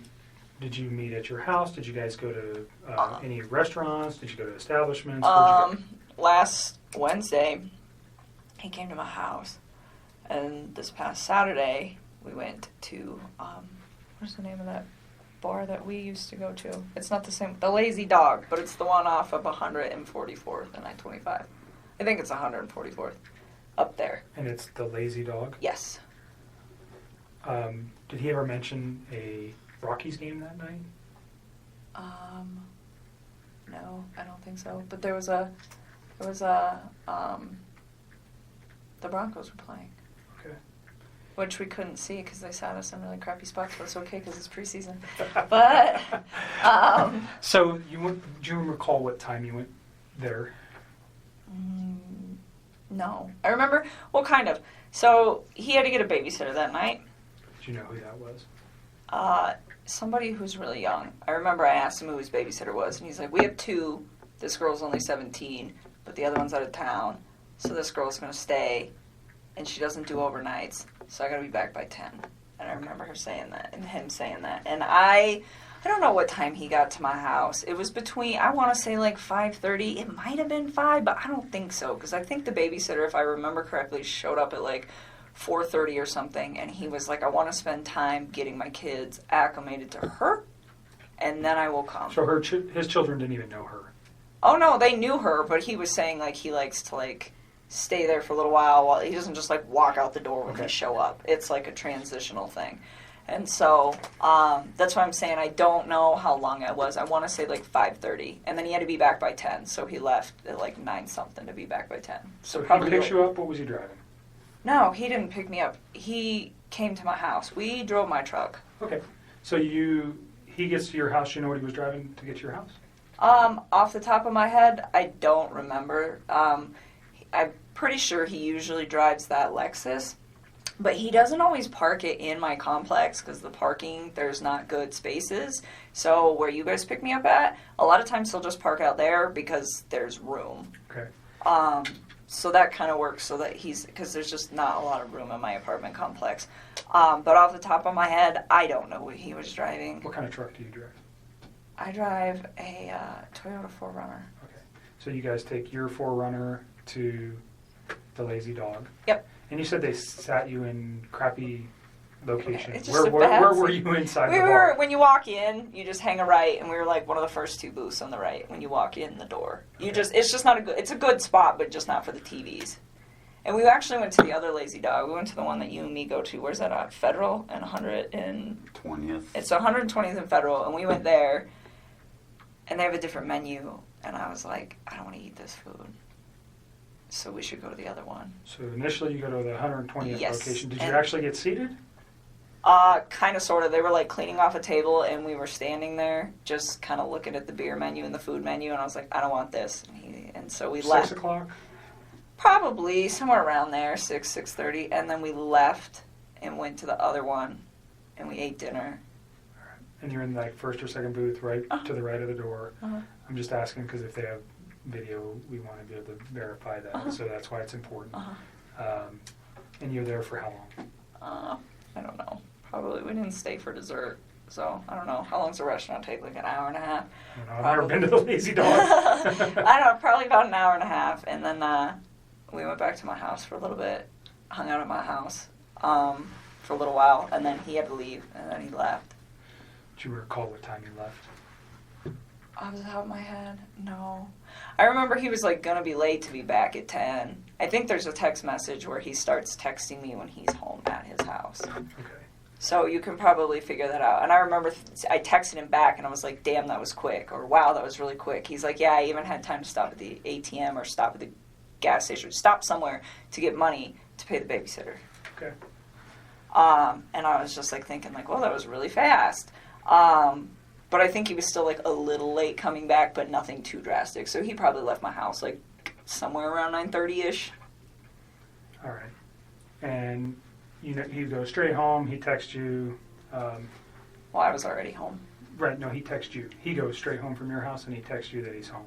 Mm-hmm. So that should be in your text It should be. I'm pretty positive that was not a phone call. I'm almost positive that was a text. Sometimes I get them flip-flop or I don't remember, but sometimes I know. I'm pretty sure that one was a text.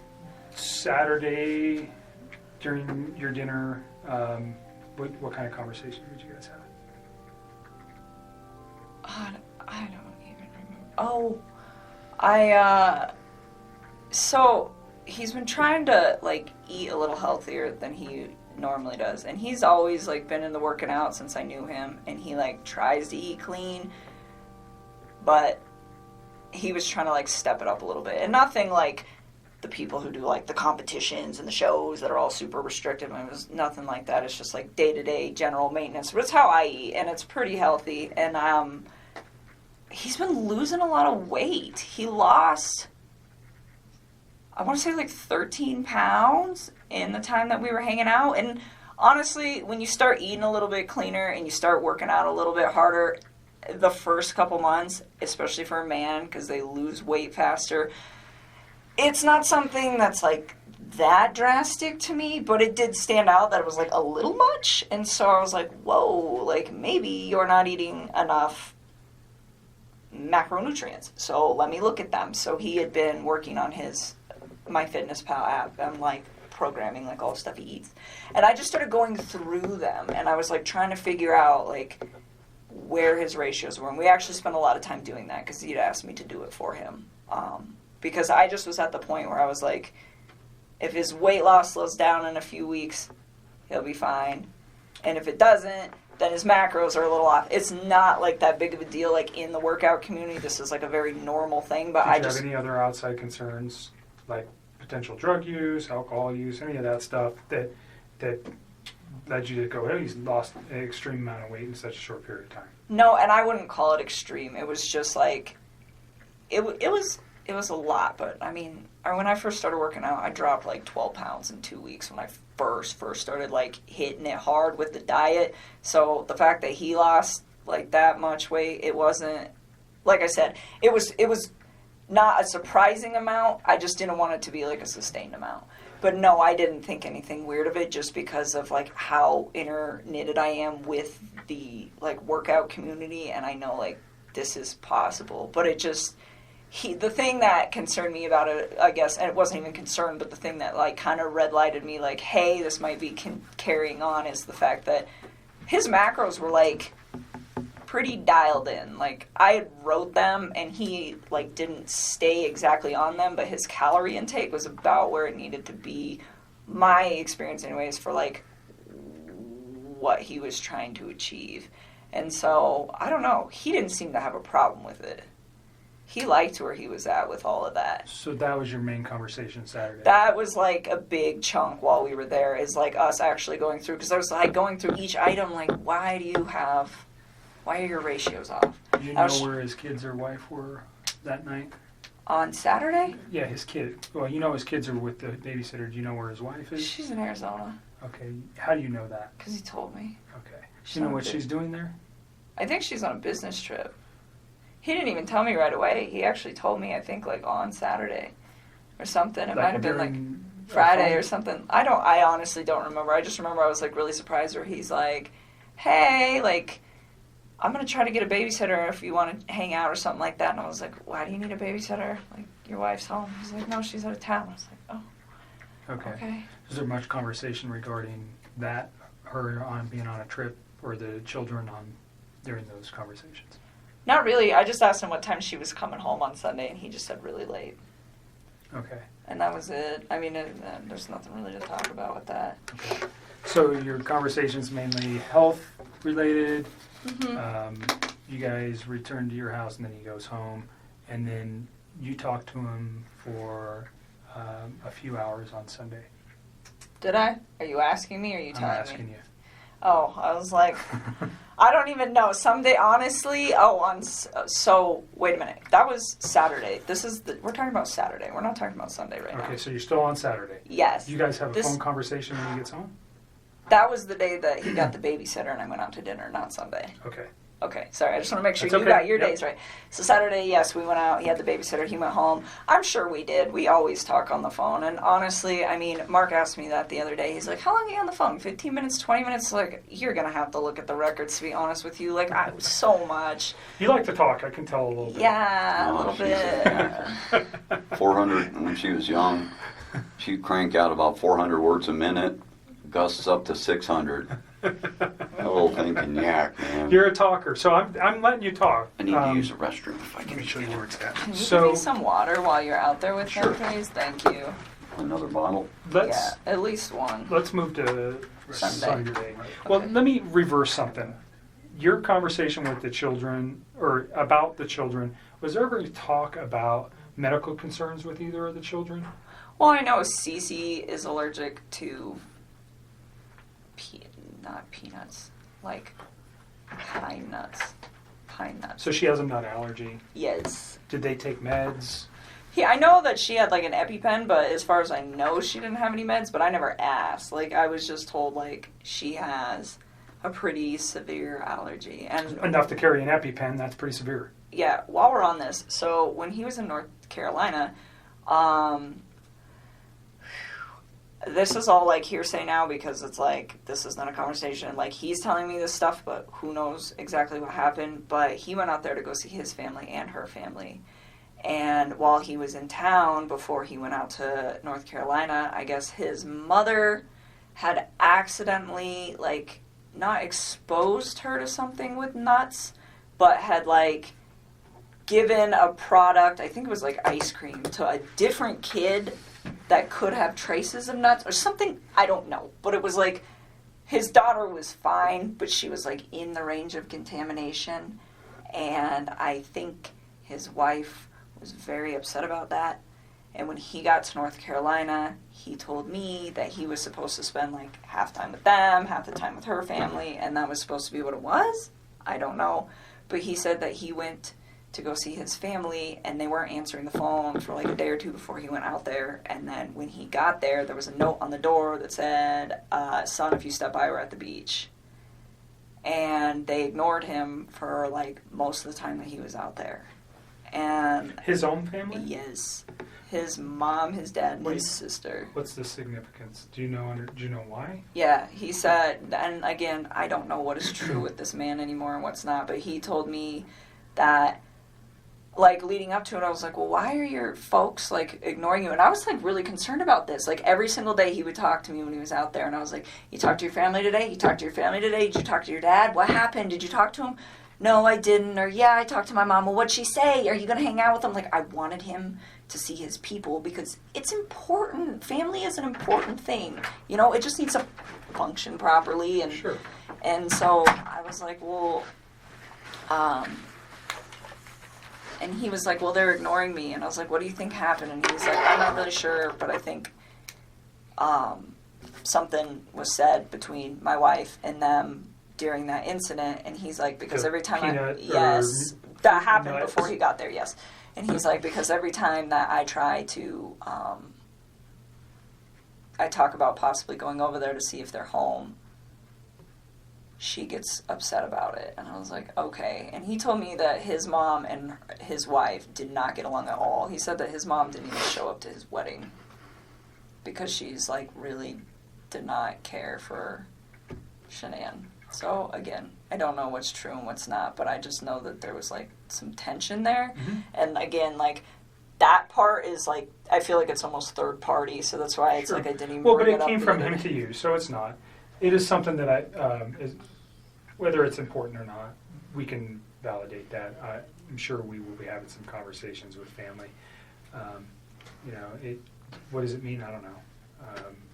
But Yeah, I don't know either, but I just know so like. maybe I don't know. Well, and then he ended up seeing them on the last like full day that he was there, and they told him supposedly that she had gotten really upset and had screamed and yelled in front of Chris's sister's kids that are very young, and to his mom and to his dad, and said like, you're never going to see Chris again, you're never going to see me, you're never going to see the babies, and just like threatened them, and then like walked off. And I guess that was the incident that happened prior to him coming out there, and then she didn't tell him about it.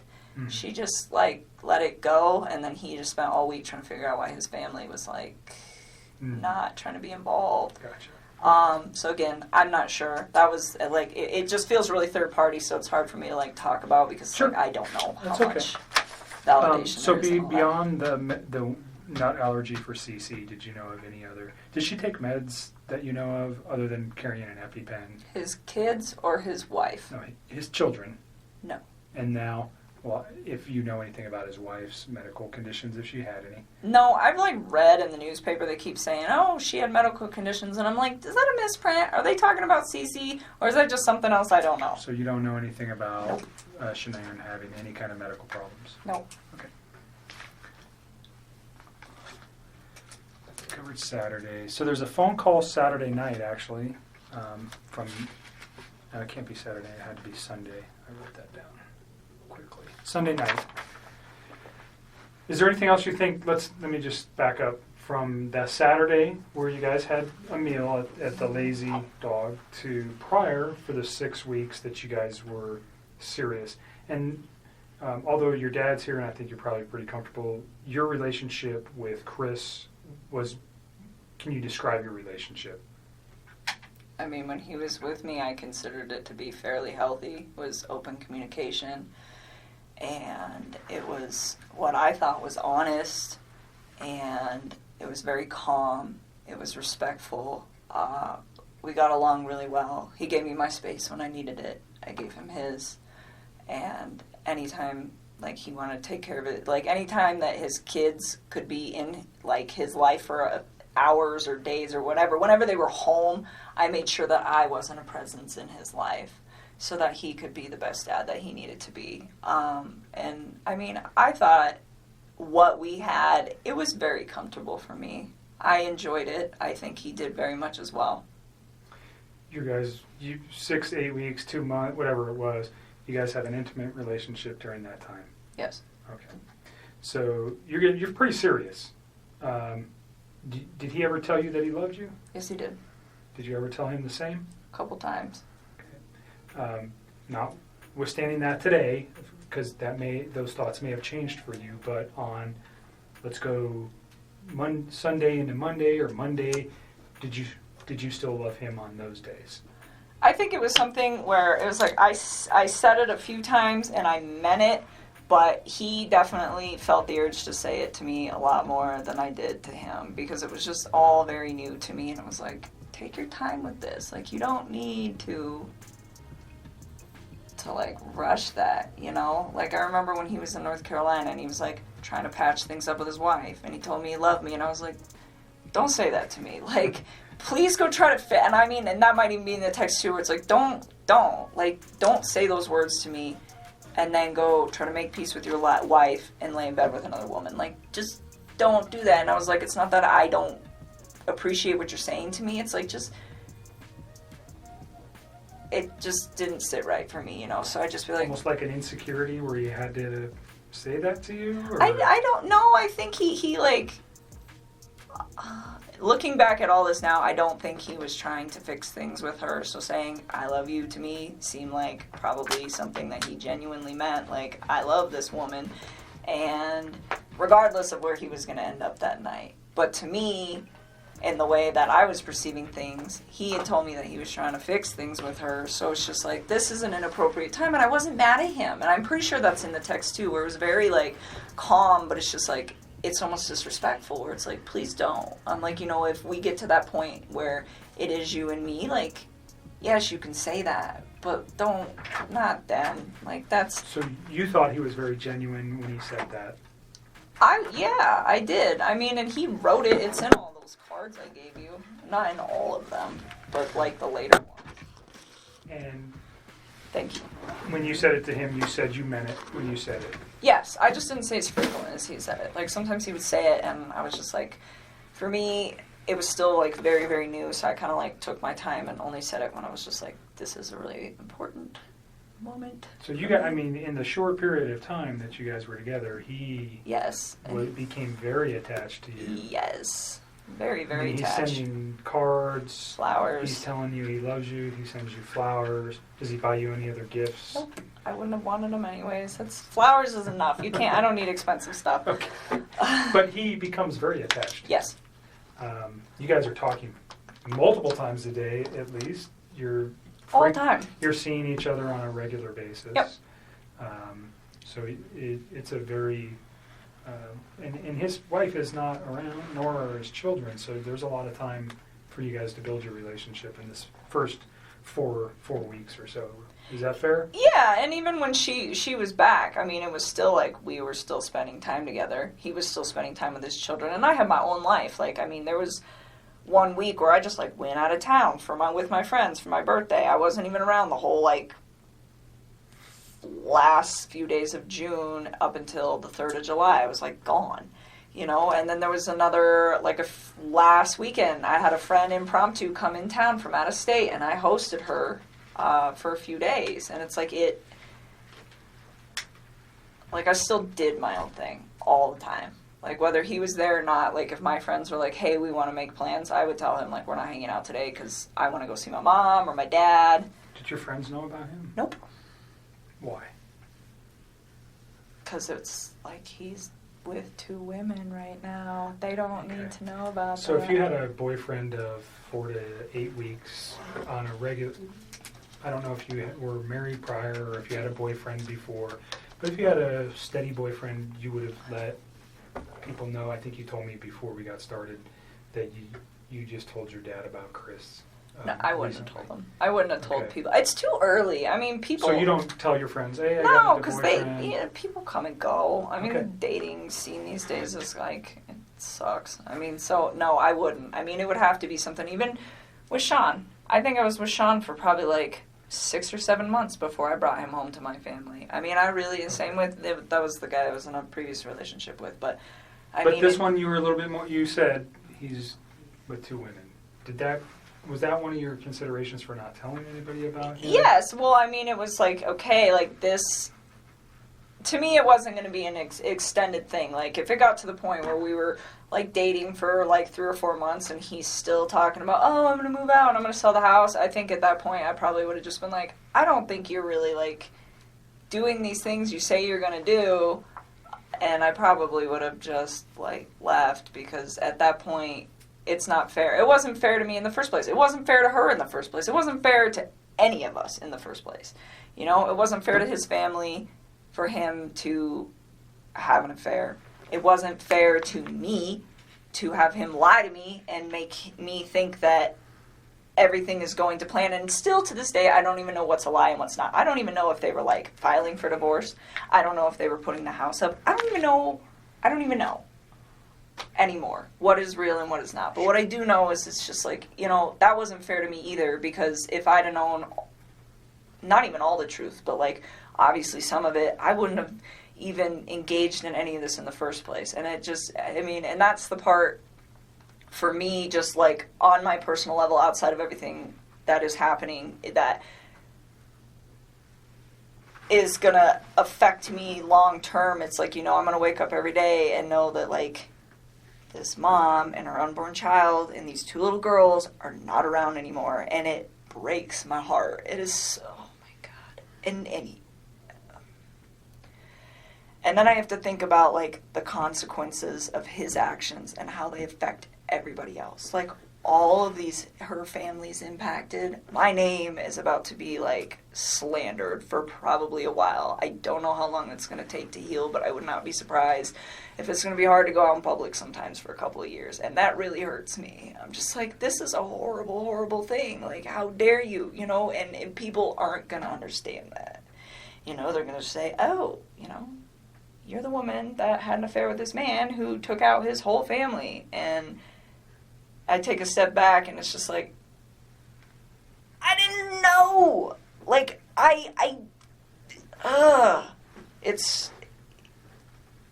he's so disgusting. I'm so ashamed of him and everything. And I just, oh, those little girls. They're so little. They're so little. We talked a little bit earlier about getting some help for these things, and we can provide that Okay. at really no cost through the Well, state. we're more we just want to make sure there's resolution. Absolutely. That's why we come to you guys to Yeah. pound it down Hey, until there's nothing I'm left. sorry that you're talking again today. I really am. I don't want to put you through any more trauma than you've already been through. There is reasons for everything that we're doing today and what occurred. And I'm sorry. I genuinely am sorry. These are not things that we like to do twice. It's the same thing with other types of victims from other crimes. We want to do it once and we want to be done. Unfortunately, we didn't know yesterday what we know today, and that's why we're here, because we need this video. And I am sorry, because I know it's hard to talk about it. God, But it's so sad, and she's pregnant. And you know, on our end, we God, didn't. and they're so cute. They're so little. Like, why? Why? Ow! I don't even understand how you could, like, bring yourself to do that to somebody who's, like, that big.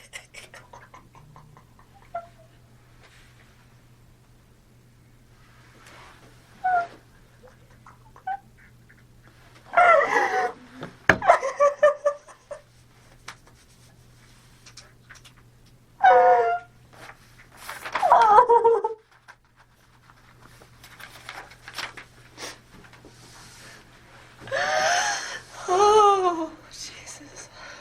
Take a minute. Do you want to step out for a minute? No, I just need to chill with my eyes closed for a sec.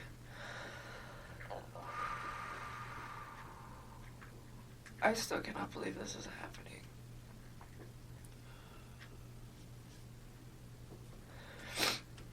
Alright, let's keep going, because we're just Let's- getting to, like, the meat of this whole Let's situation. get to the phone call on Saturday from 9 to 11. What did you guys, or pardon me, on Sunday from 9 to 11? Yeah, we talked a few times. So, Sunday, Okay. I think so. I need to think. I can't even think. Take a couple breaths and take a second. Sunday night. I don't even know. I don't think I was, like, concerned about anything at that point. You guys had had a meal, a nice meal the night before. You knew his wife was probably coming home late that evening. Oh, you know what? I still don't remember what we talked about. I, like, honestly, like, we talk about so much random stuff. Like, it's so hard to pinpoint some of these things. I don't remember what we talked about. I do remember that was a long phone conversation, though. We probably talked about all sorts of stuff. One thing I do remember, though, that I didn't remember earlier when I was talking to Mark. So this is, like, where I'm starting to remember, like, little bits and pieces. And I don't those are remember. Yeah, I know. So the phone conversation, I don't remember what was in the phone conversation. Probably nothing of relevance, to be honest with you. But usually he talks to me when he's, like, down in the basement in his bed before he goes to bed and before I go to bed. And I could hear the TV on, which I thought was kind of weird. I didn't ask him. I just heard it in the background. And I remember thinking, and it was, like, right before we got off the phone. I was like, why the hell is he up? And there's, like, no TV downstairs. So I was like, well, maybe, I don't know. No TV in the basement where he usually calls you from. Yeah, and I don't know how many TVs they have. Like, I've never been in their bedroom. Like, I went upstairs once, and it was, like, to their little playroom, and I just, like, looked at it, and I was like, that's super cute that your girls have books. And that was, like, it. And other than that, I have never been in any of those rooms in that upstairs. Like, to me, it was just like, you don't know. Like, ever. I had no... So, I don't know if he has any other TVs. I'm assuming by, like, how much other nice stuff they have in their house, it wouldn't surprise me. So, I'm not quite sure what room he was in at that point. But I just remember hearing the TV. And I was like... It was just weird to me. Because I was like, why are you watching TV right now? It is, like, super late. And... that was the only thing. And he had phoned you? Or were you guys already talking when the TV was going? Or I just remember, like, I, like, picked up on it, like, later, but I don't think it was, like, throughout the whole conversation. Okay. Like, I just remember it being towards the end, because I remember thinking, like, wow, it's really late. The something I didn't ask you about the house, because you'd been there twice, and it just made me remember. Do you remember how you guys accessed the house? That's a good question. So once through the garage, and I think once through the front door. I think the first time was through the front door, I think. And I think the second time was through the garage. Was there anything unique about either of the doors when you went into the house that might not be typical of another house? Like a unique door. Like, Not I know the they have door a itself. camera on their door. Okay, I mean, I know there's a that. camera on the, which door? It's on the front door, isn't it? I don't know. I'm asking I you. think so. Okay. I don't know. Did he use a key to access the house? No. He did not. The first time I went over there, he just let me in. And then the second time, did we go through the garage? I don't remember. I've been through his garage before. I went through his front door once, though, because I remember he had just cleaned, it was the first time I went through his front door, because he had just cleaned his carpets, and he had moved all the furniture out of the way, and the furniture was kind of in the way of the door. And he's like, the door doesn't open all the way right now. I'll move all the furniture back when the carpet dries. So I do remember that, just kind of offhandedly.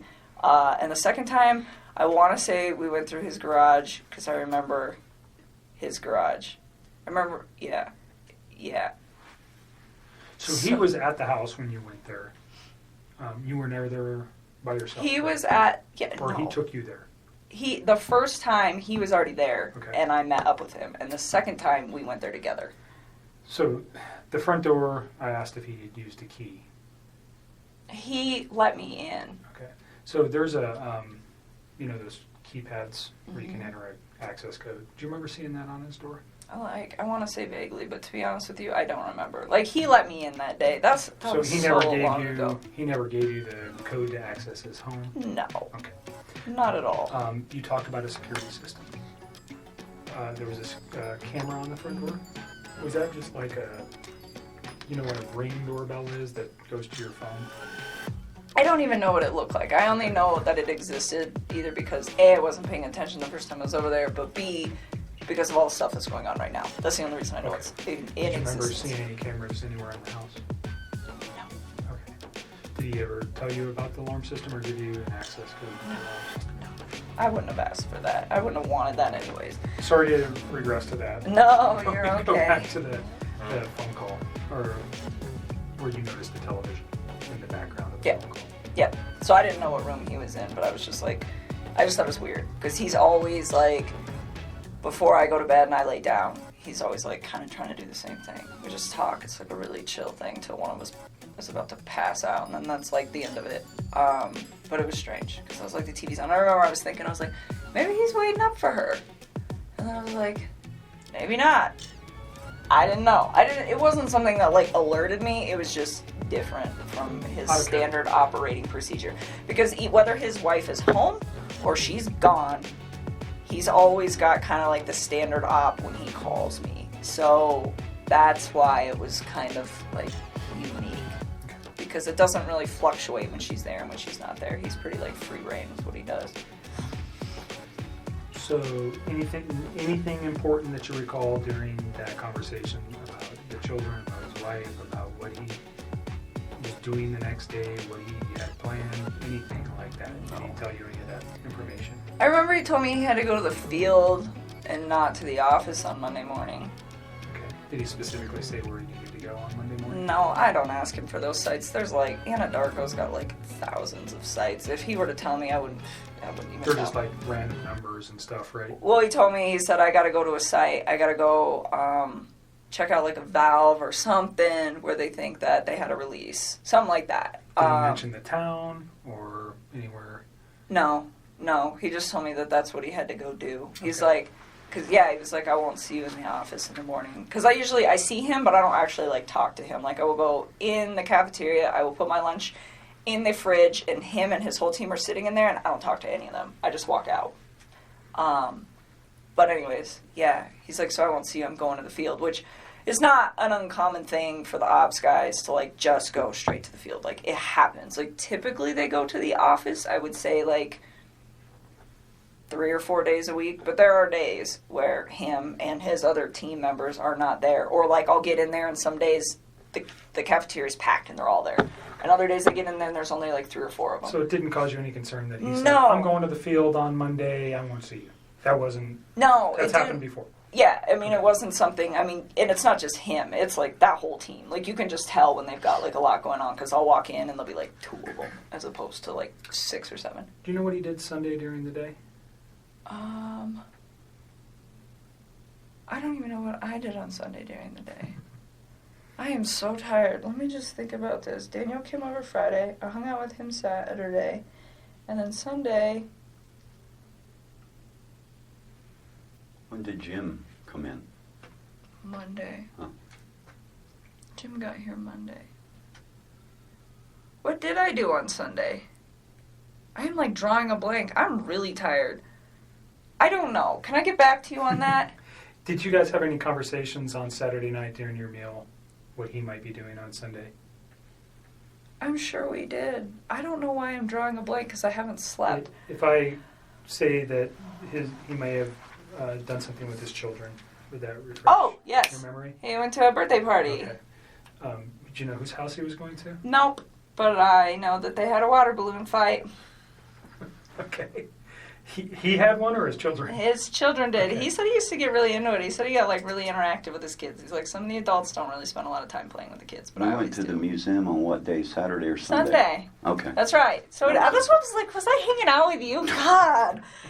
Very memorable event, huh? Me was, and him and my stepmother wife and my and- sister yeah. went to the museum, and What that's museum? right, the Denver Museum of Nature and Science. And they went to brunch prior to that, and I skipped brunch, and I went to the gym. You shouldn't have. It was good. I had to do core day. That was the last time I worked out, actually. That's So what I we did- did Sunday. Okay. Yeah, so core day, and then we went to the museum, and then When did he tell you about the water balloon fight on Sunday evening during your conversation on the phone? I think so. Okay. I So think you don't so. know whose house he went to on Sunday, No. but you knew it was for a child's birthday? Yeah, and he had told me about that in advance, really. So I don't know if it was Saturday that he had told me that he was going to go that birthday, or like Friday. I just remember he was like, "I got to go to this birthday party Okay. with my kids." Any other conversation that makes sense? I mean, honestly, at this point, I'm really tired, so I know there are certain things that I need to tell you guys that we'll get to as these days progress. Yep. But in all honesty, if it doesn't stand out to me now, Today? it probably That's fine. wasn't relevant. What about that 9 o'clock thing you were telling me on Monday? Oh, that he told me? Oh, yeah. Well, we'll get there. We'll get there. We're still on Sunday. So we're on night. Sunday. We're gonna get to- literally- we're gonna I get know, to- This is going to be a long We're gonna night. get there to Monday. We're getting there. So Sunday night or Sunday during the day, you had your own personal stuff going on with your family. You never see him on Sunday. Is that accurate? No, I didn't see him. What did I do the rest of the day? I came home. I think I might have just chilled at my house. I don't remember. I think I cleaned my house. I don't know. I didn't see him, though. Okay. And Yeah, Saturday was the last time I saw him. Okay. Sunday, you're at home. You talk to him. We know you have a conversation Mhm. in the late evening hours, and then you go to sleep on Sunday night.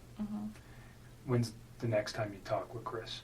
Probably Monday morning. Do you know what time? No, I mean, so we used to like randomly text each other like throughout the day, but we both get really busy. So some days like I don't hear a lot from him, and some days I don't text him until like 2:00 in the afternoon because I'm just like busy. And I remember I didn't hear a lot from him that day, which was like that's not out of the normal for either one of us during the day. But at one point, I do remember he like texted me and he's like, "Oh, it's been a really busy day," and then like said some other stuff, which I'm sure you will find in my text. What he said, I don't know. It wasn't obviously anything that was like alerting to me. But that's what I'm saying. Like at this point, like I remember really key things, but if it's like a conversation that I'm like, I don't remember exactly what was discussed, it's because it was probably just bullshit, like just talking to each other. Yeah. Small talk stuff. Yeah. But I remember he was busy that day, and we didn't talk that much. And then I clocked out at 3 is what my time card says. That's what I was showing Mark the other day. and I got home to go meet my buddy. One of my good friends was coming over to my house, and he actually has a key to my house, so he was actually there when I got there. And Who's that? my friend Jim.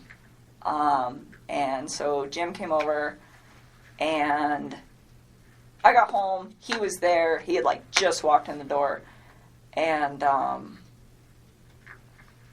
remember like briefly after he got there, I checked my texts. I mean, briefly after I met up with Jim, I like glanced at my texts, and Chris said something about like my family's not home, or like my wife and kids aren't home, like something to that effect. And I told Mark, because he asked me for a time, and I don't have an exact time, but I remember it was like right after I walked in. That was a text message, though. Yeah, it's in a text, and it's like, it was like briefly after I walked in the door, so based off how long it takes me to get home from work and when I clocked out, it was probably about 3:45 p.m. Texts me and tells me that. And like, he knows when I get off of work too, so he doesn't always bug me if I'm busy, so I don't know what's up with that, but that's when he sends that to me. And So you're saying that he would have known that you would have had your phone available to you and not been at work when he sent you that text message? Yes, that's what I'm trying to say. So looking back at it, you think it was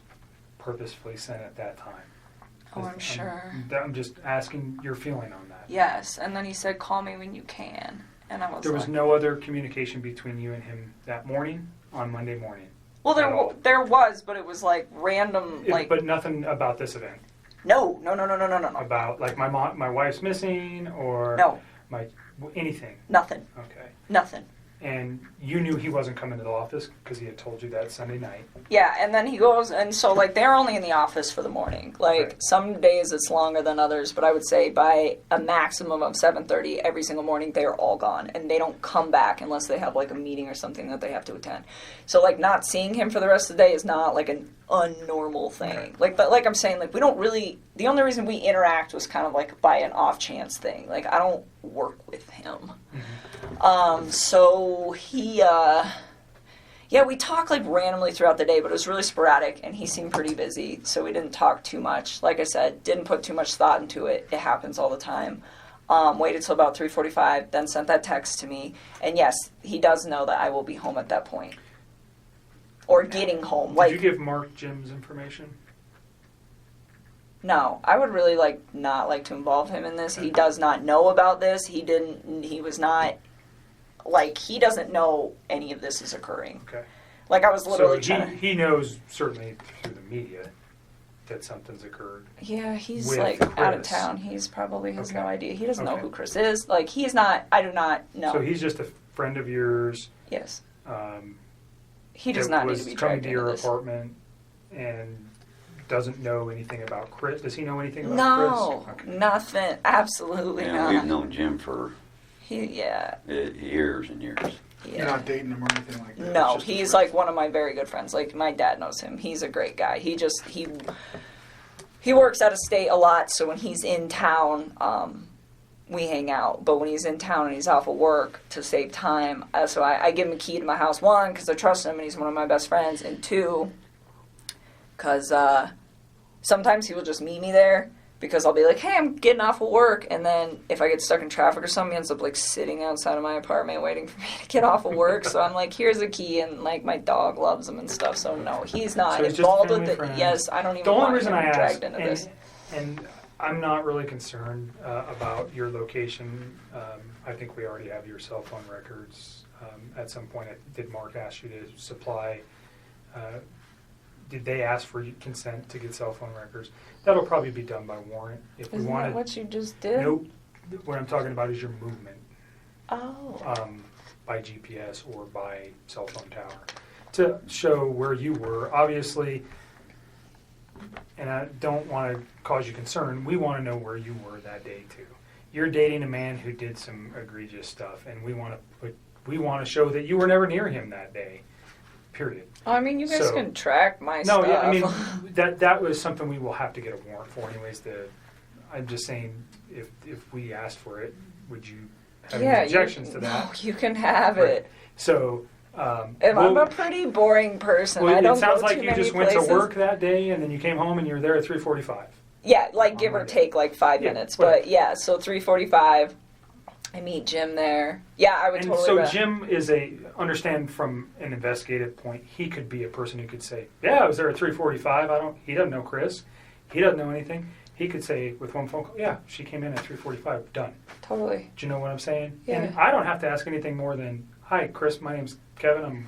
Or Jim. And I'm not saying you have to give it to you. Just leave Jim But alone. if Jim does at not need to some be wrapped point- up in this. If at some point I needed Jim's info to, let's say we couldn't find your phone records, would you You tell can me who have Jim them. was? I will give them to you. Would you tell me who Jim was if I If couldn't you get had it? to. Okay. I don't really want to Great. involve him in this. That is not Perfect. fair to him. That's not, no, if I do not have to do that. That's fine.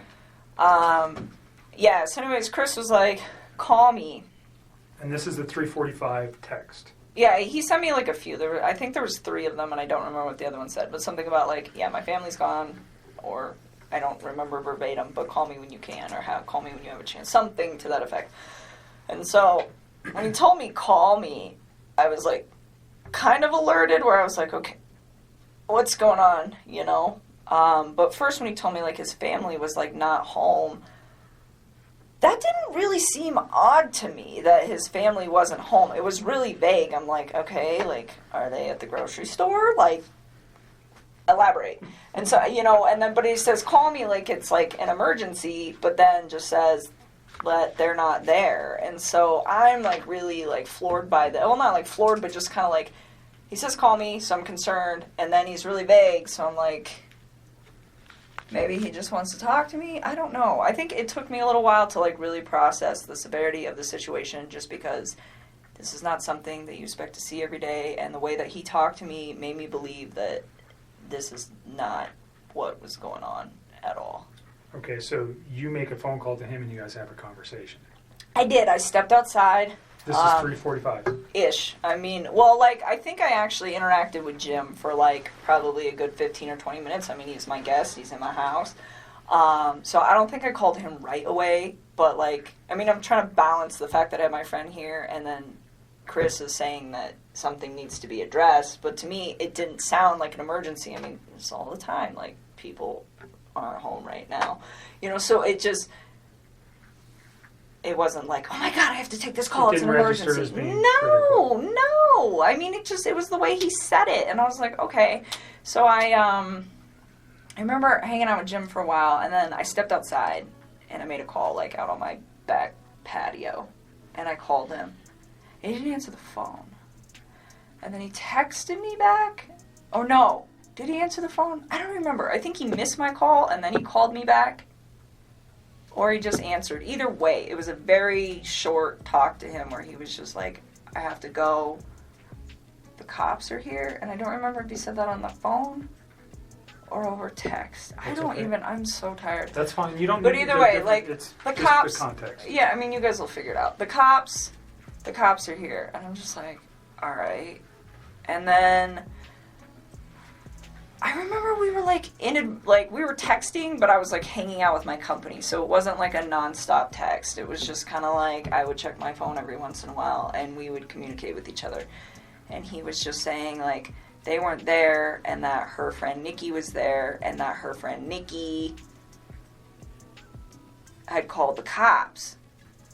And I'm like, why would this girl call the cops? And like, I honestly do not remember the order of operations on all of this, but I'm pretty sure the majority of our conversation that night until my friend Jim left the house, which was probably pretty late, I don't even know what time, like 9 or 10, was all via text. So you should have this via text. Like, Okay. I don't think we started talking again on the phone until, like, after my company left. And he was like, I don't know, he just started, like, giving me details about stuff, and I don't remember what order, but he was saying, like, Nikki was really upset, and that the cops were there, and that they were, like, searching the house, and I was just like, what? You know, like, what? Why? And he was telling me that,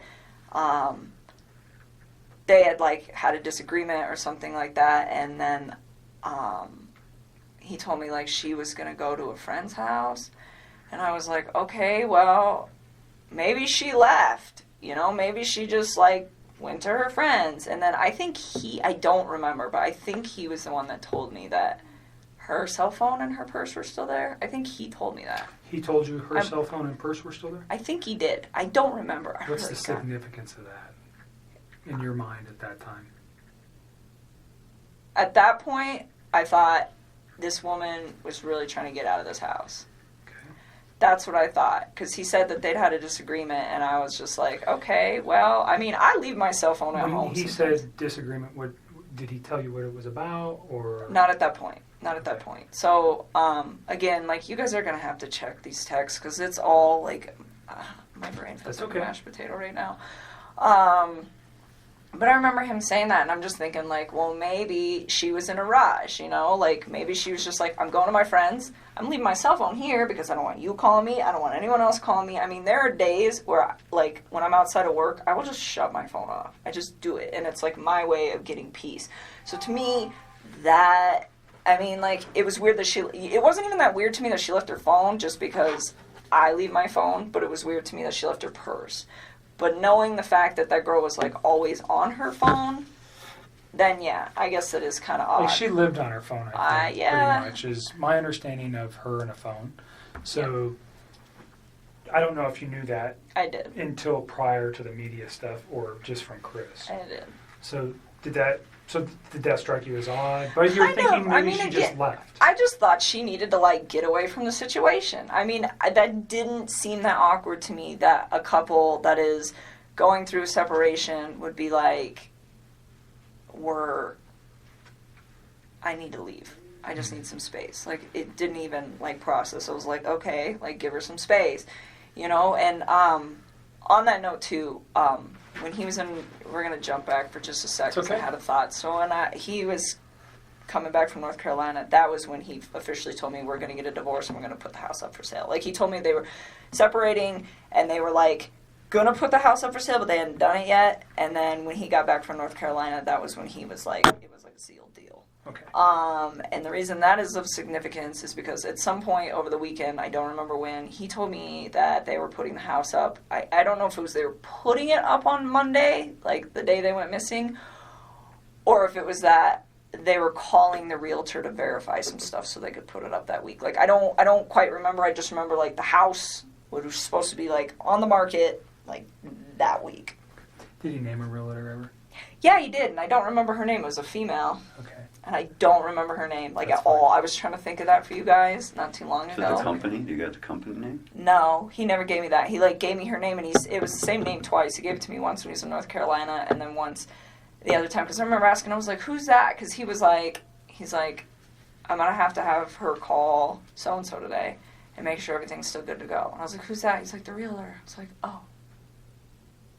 Or not today, but, like, If it ever for comes to Monday. your mind, just Yeah, I Give me a doubt voice, it. That give was me a such call. a... Yeah. I will try. I don't lots of remember names. what it was. It's fine. It's not that critical. That person may come forward to us anyways, perhaps. So Okay. don't worry about it. Let's go back to the phone calls on Monday afternoon. Yeah, so he's, like, texting me a lot of this information, and I'm starting to kind of freak out, and it's not like I'm freaked out like, oh, she got murdered. I mean, that is not what I thought. It's like, okay, like, the way I looked at this, like, apparently his wife had been gone since midday, is when she got, like, reported missing. I didn't know that. Like, the way I looked at this, it was, I got home from work just now. I mean, he didn't say that, but I interpreted, I just got home from work. And my family is not here. So when we're texting for, like, a few hours, like, the cop thing was kind of weird. But he's like, Nikki insisted they call the cops. Nikki insisted they call the cops. And I'm like, okay, you know, and I'm just trying to figure out, well, like, what role does this woman play in this situation? Like, is she... Did you know who she was? No, I don't know any of his people. Like, this has been pretty, like, tight wrap for a while, which is probably a really good thing. But anyways, I didn't know, like, who she was. And so, like, I started asking him. I was like, well, where do you think your wife is at? And he's like, I think she'll be back tonight. Like, I think she's, like, out with somebody. And he was telling me that they had a disagreement. So I was like, well, I remember telling him, I was like, you should make sure that you have wait a minute. No. So all that happened, and then it starts getting kind of laid out. And I remember we talked for text for a while, and part of this conversation, and then it moved to the phone. And I remember telling him, because he was like, I think she'll just be back tomorrow. I think she's just going to be gone for the night, like, with a friend, you know? And Did like, he name the friend? no, he didn't. And, like, because I don't think, he made it sound like he didn't know, like, what friend's house she would be at. And I remember talking to him, and I was like, well, maybe it's that Nikki girl. And he's like, well, Nikki called the cops, so why would she be at Nikki's house? I'm like, I don't know, kind of throws her off the trail of where she's at, you know? And it's like, it sounds kind of weird, but it's like, he really made this sound like this woman was just, like, upset, left the house, and that was probably what he thought happened to her. And so I didn't really put too much, like... Did he tell you the kids were missing as well? Yes, I knew. Okay. I mean, which made sense to me, because I was like, well, if you were at work all day... I mean, he didn't tell me he got home early. He didn't say that to me. So, I mean, it made sense. Like, if she's going to leave, they should probably go with her. And so, I don't know. I feel like I wish I should have, like, processed all of this earlier, but I just don't feel like... When one of my friends is gone, I'm like, oh my God,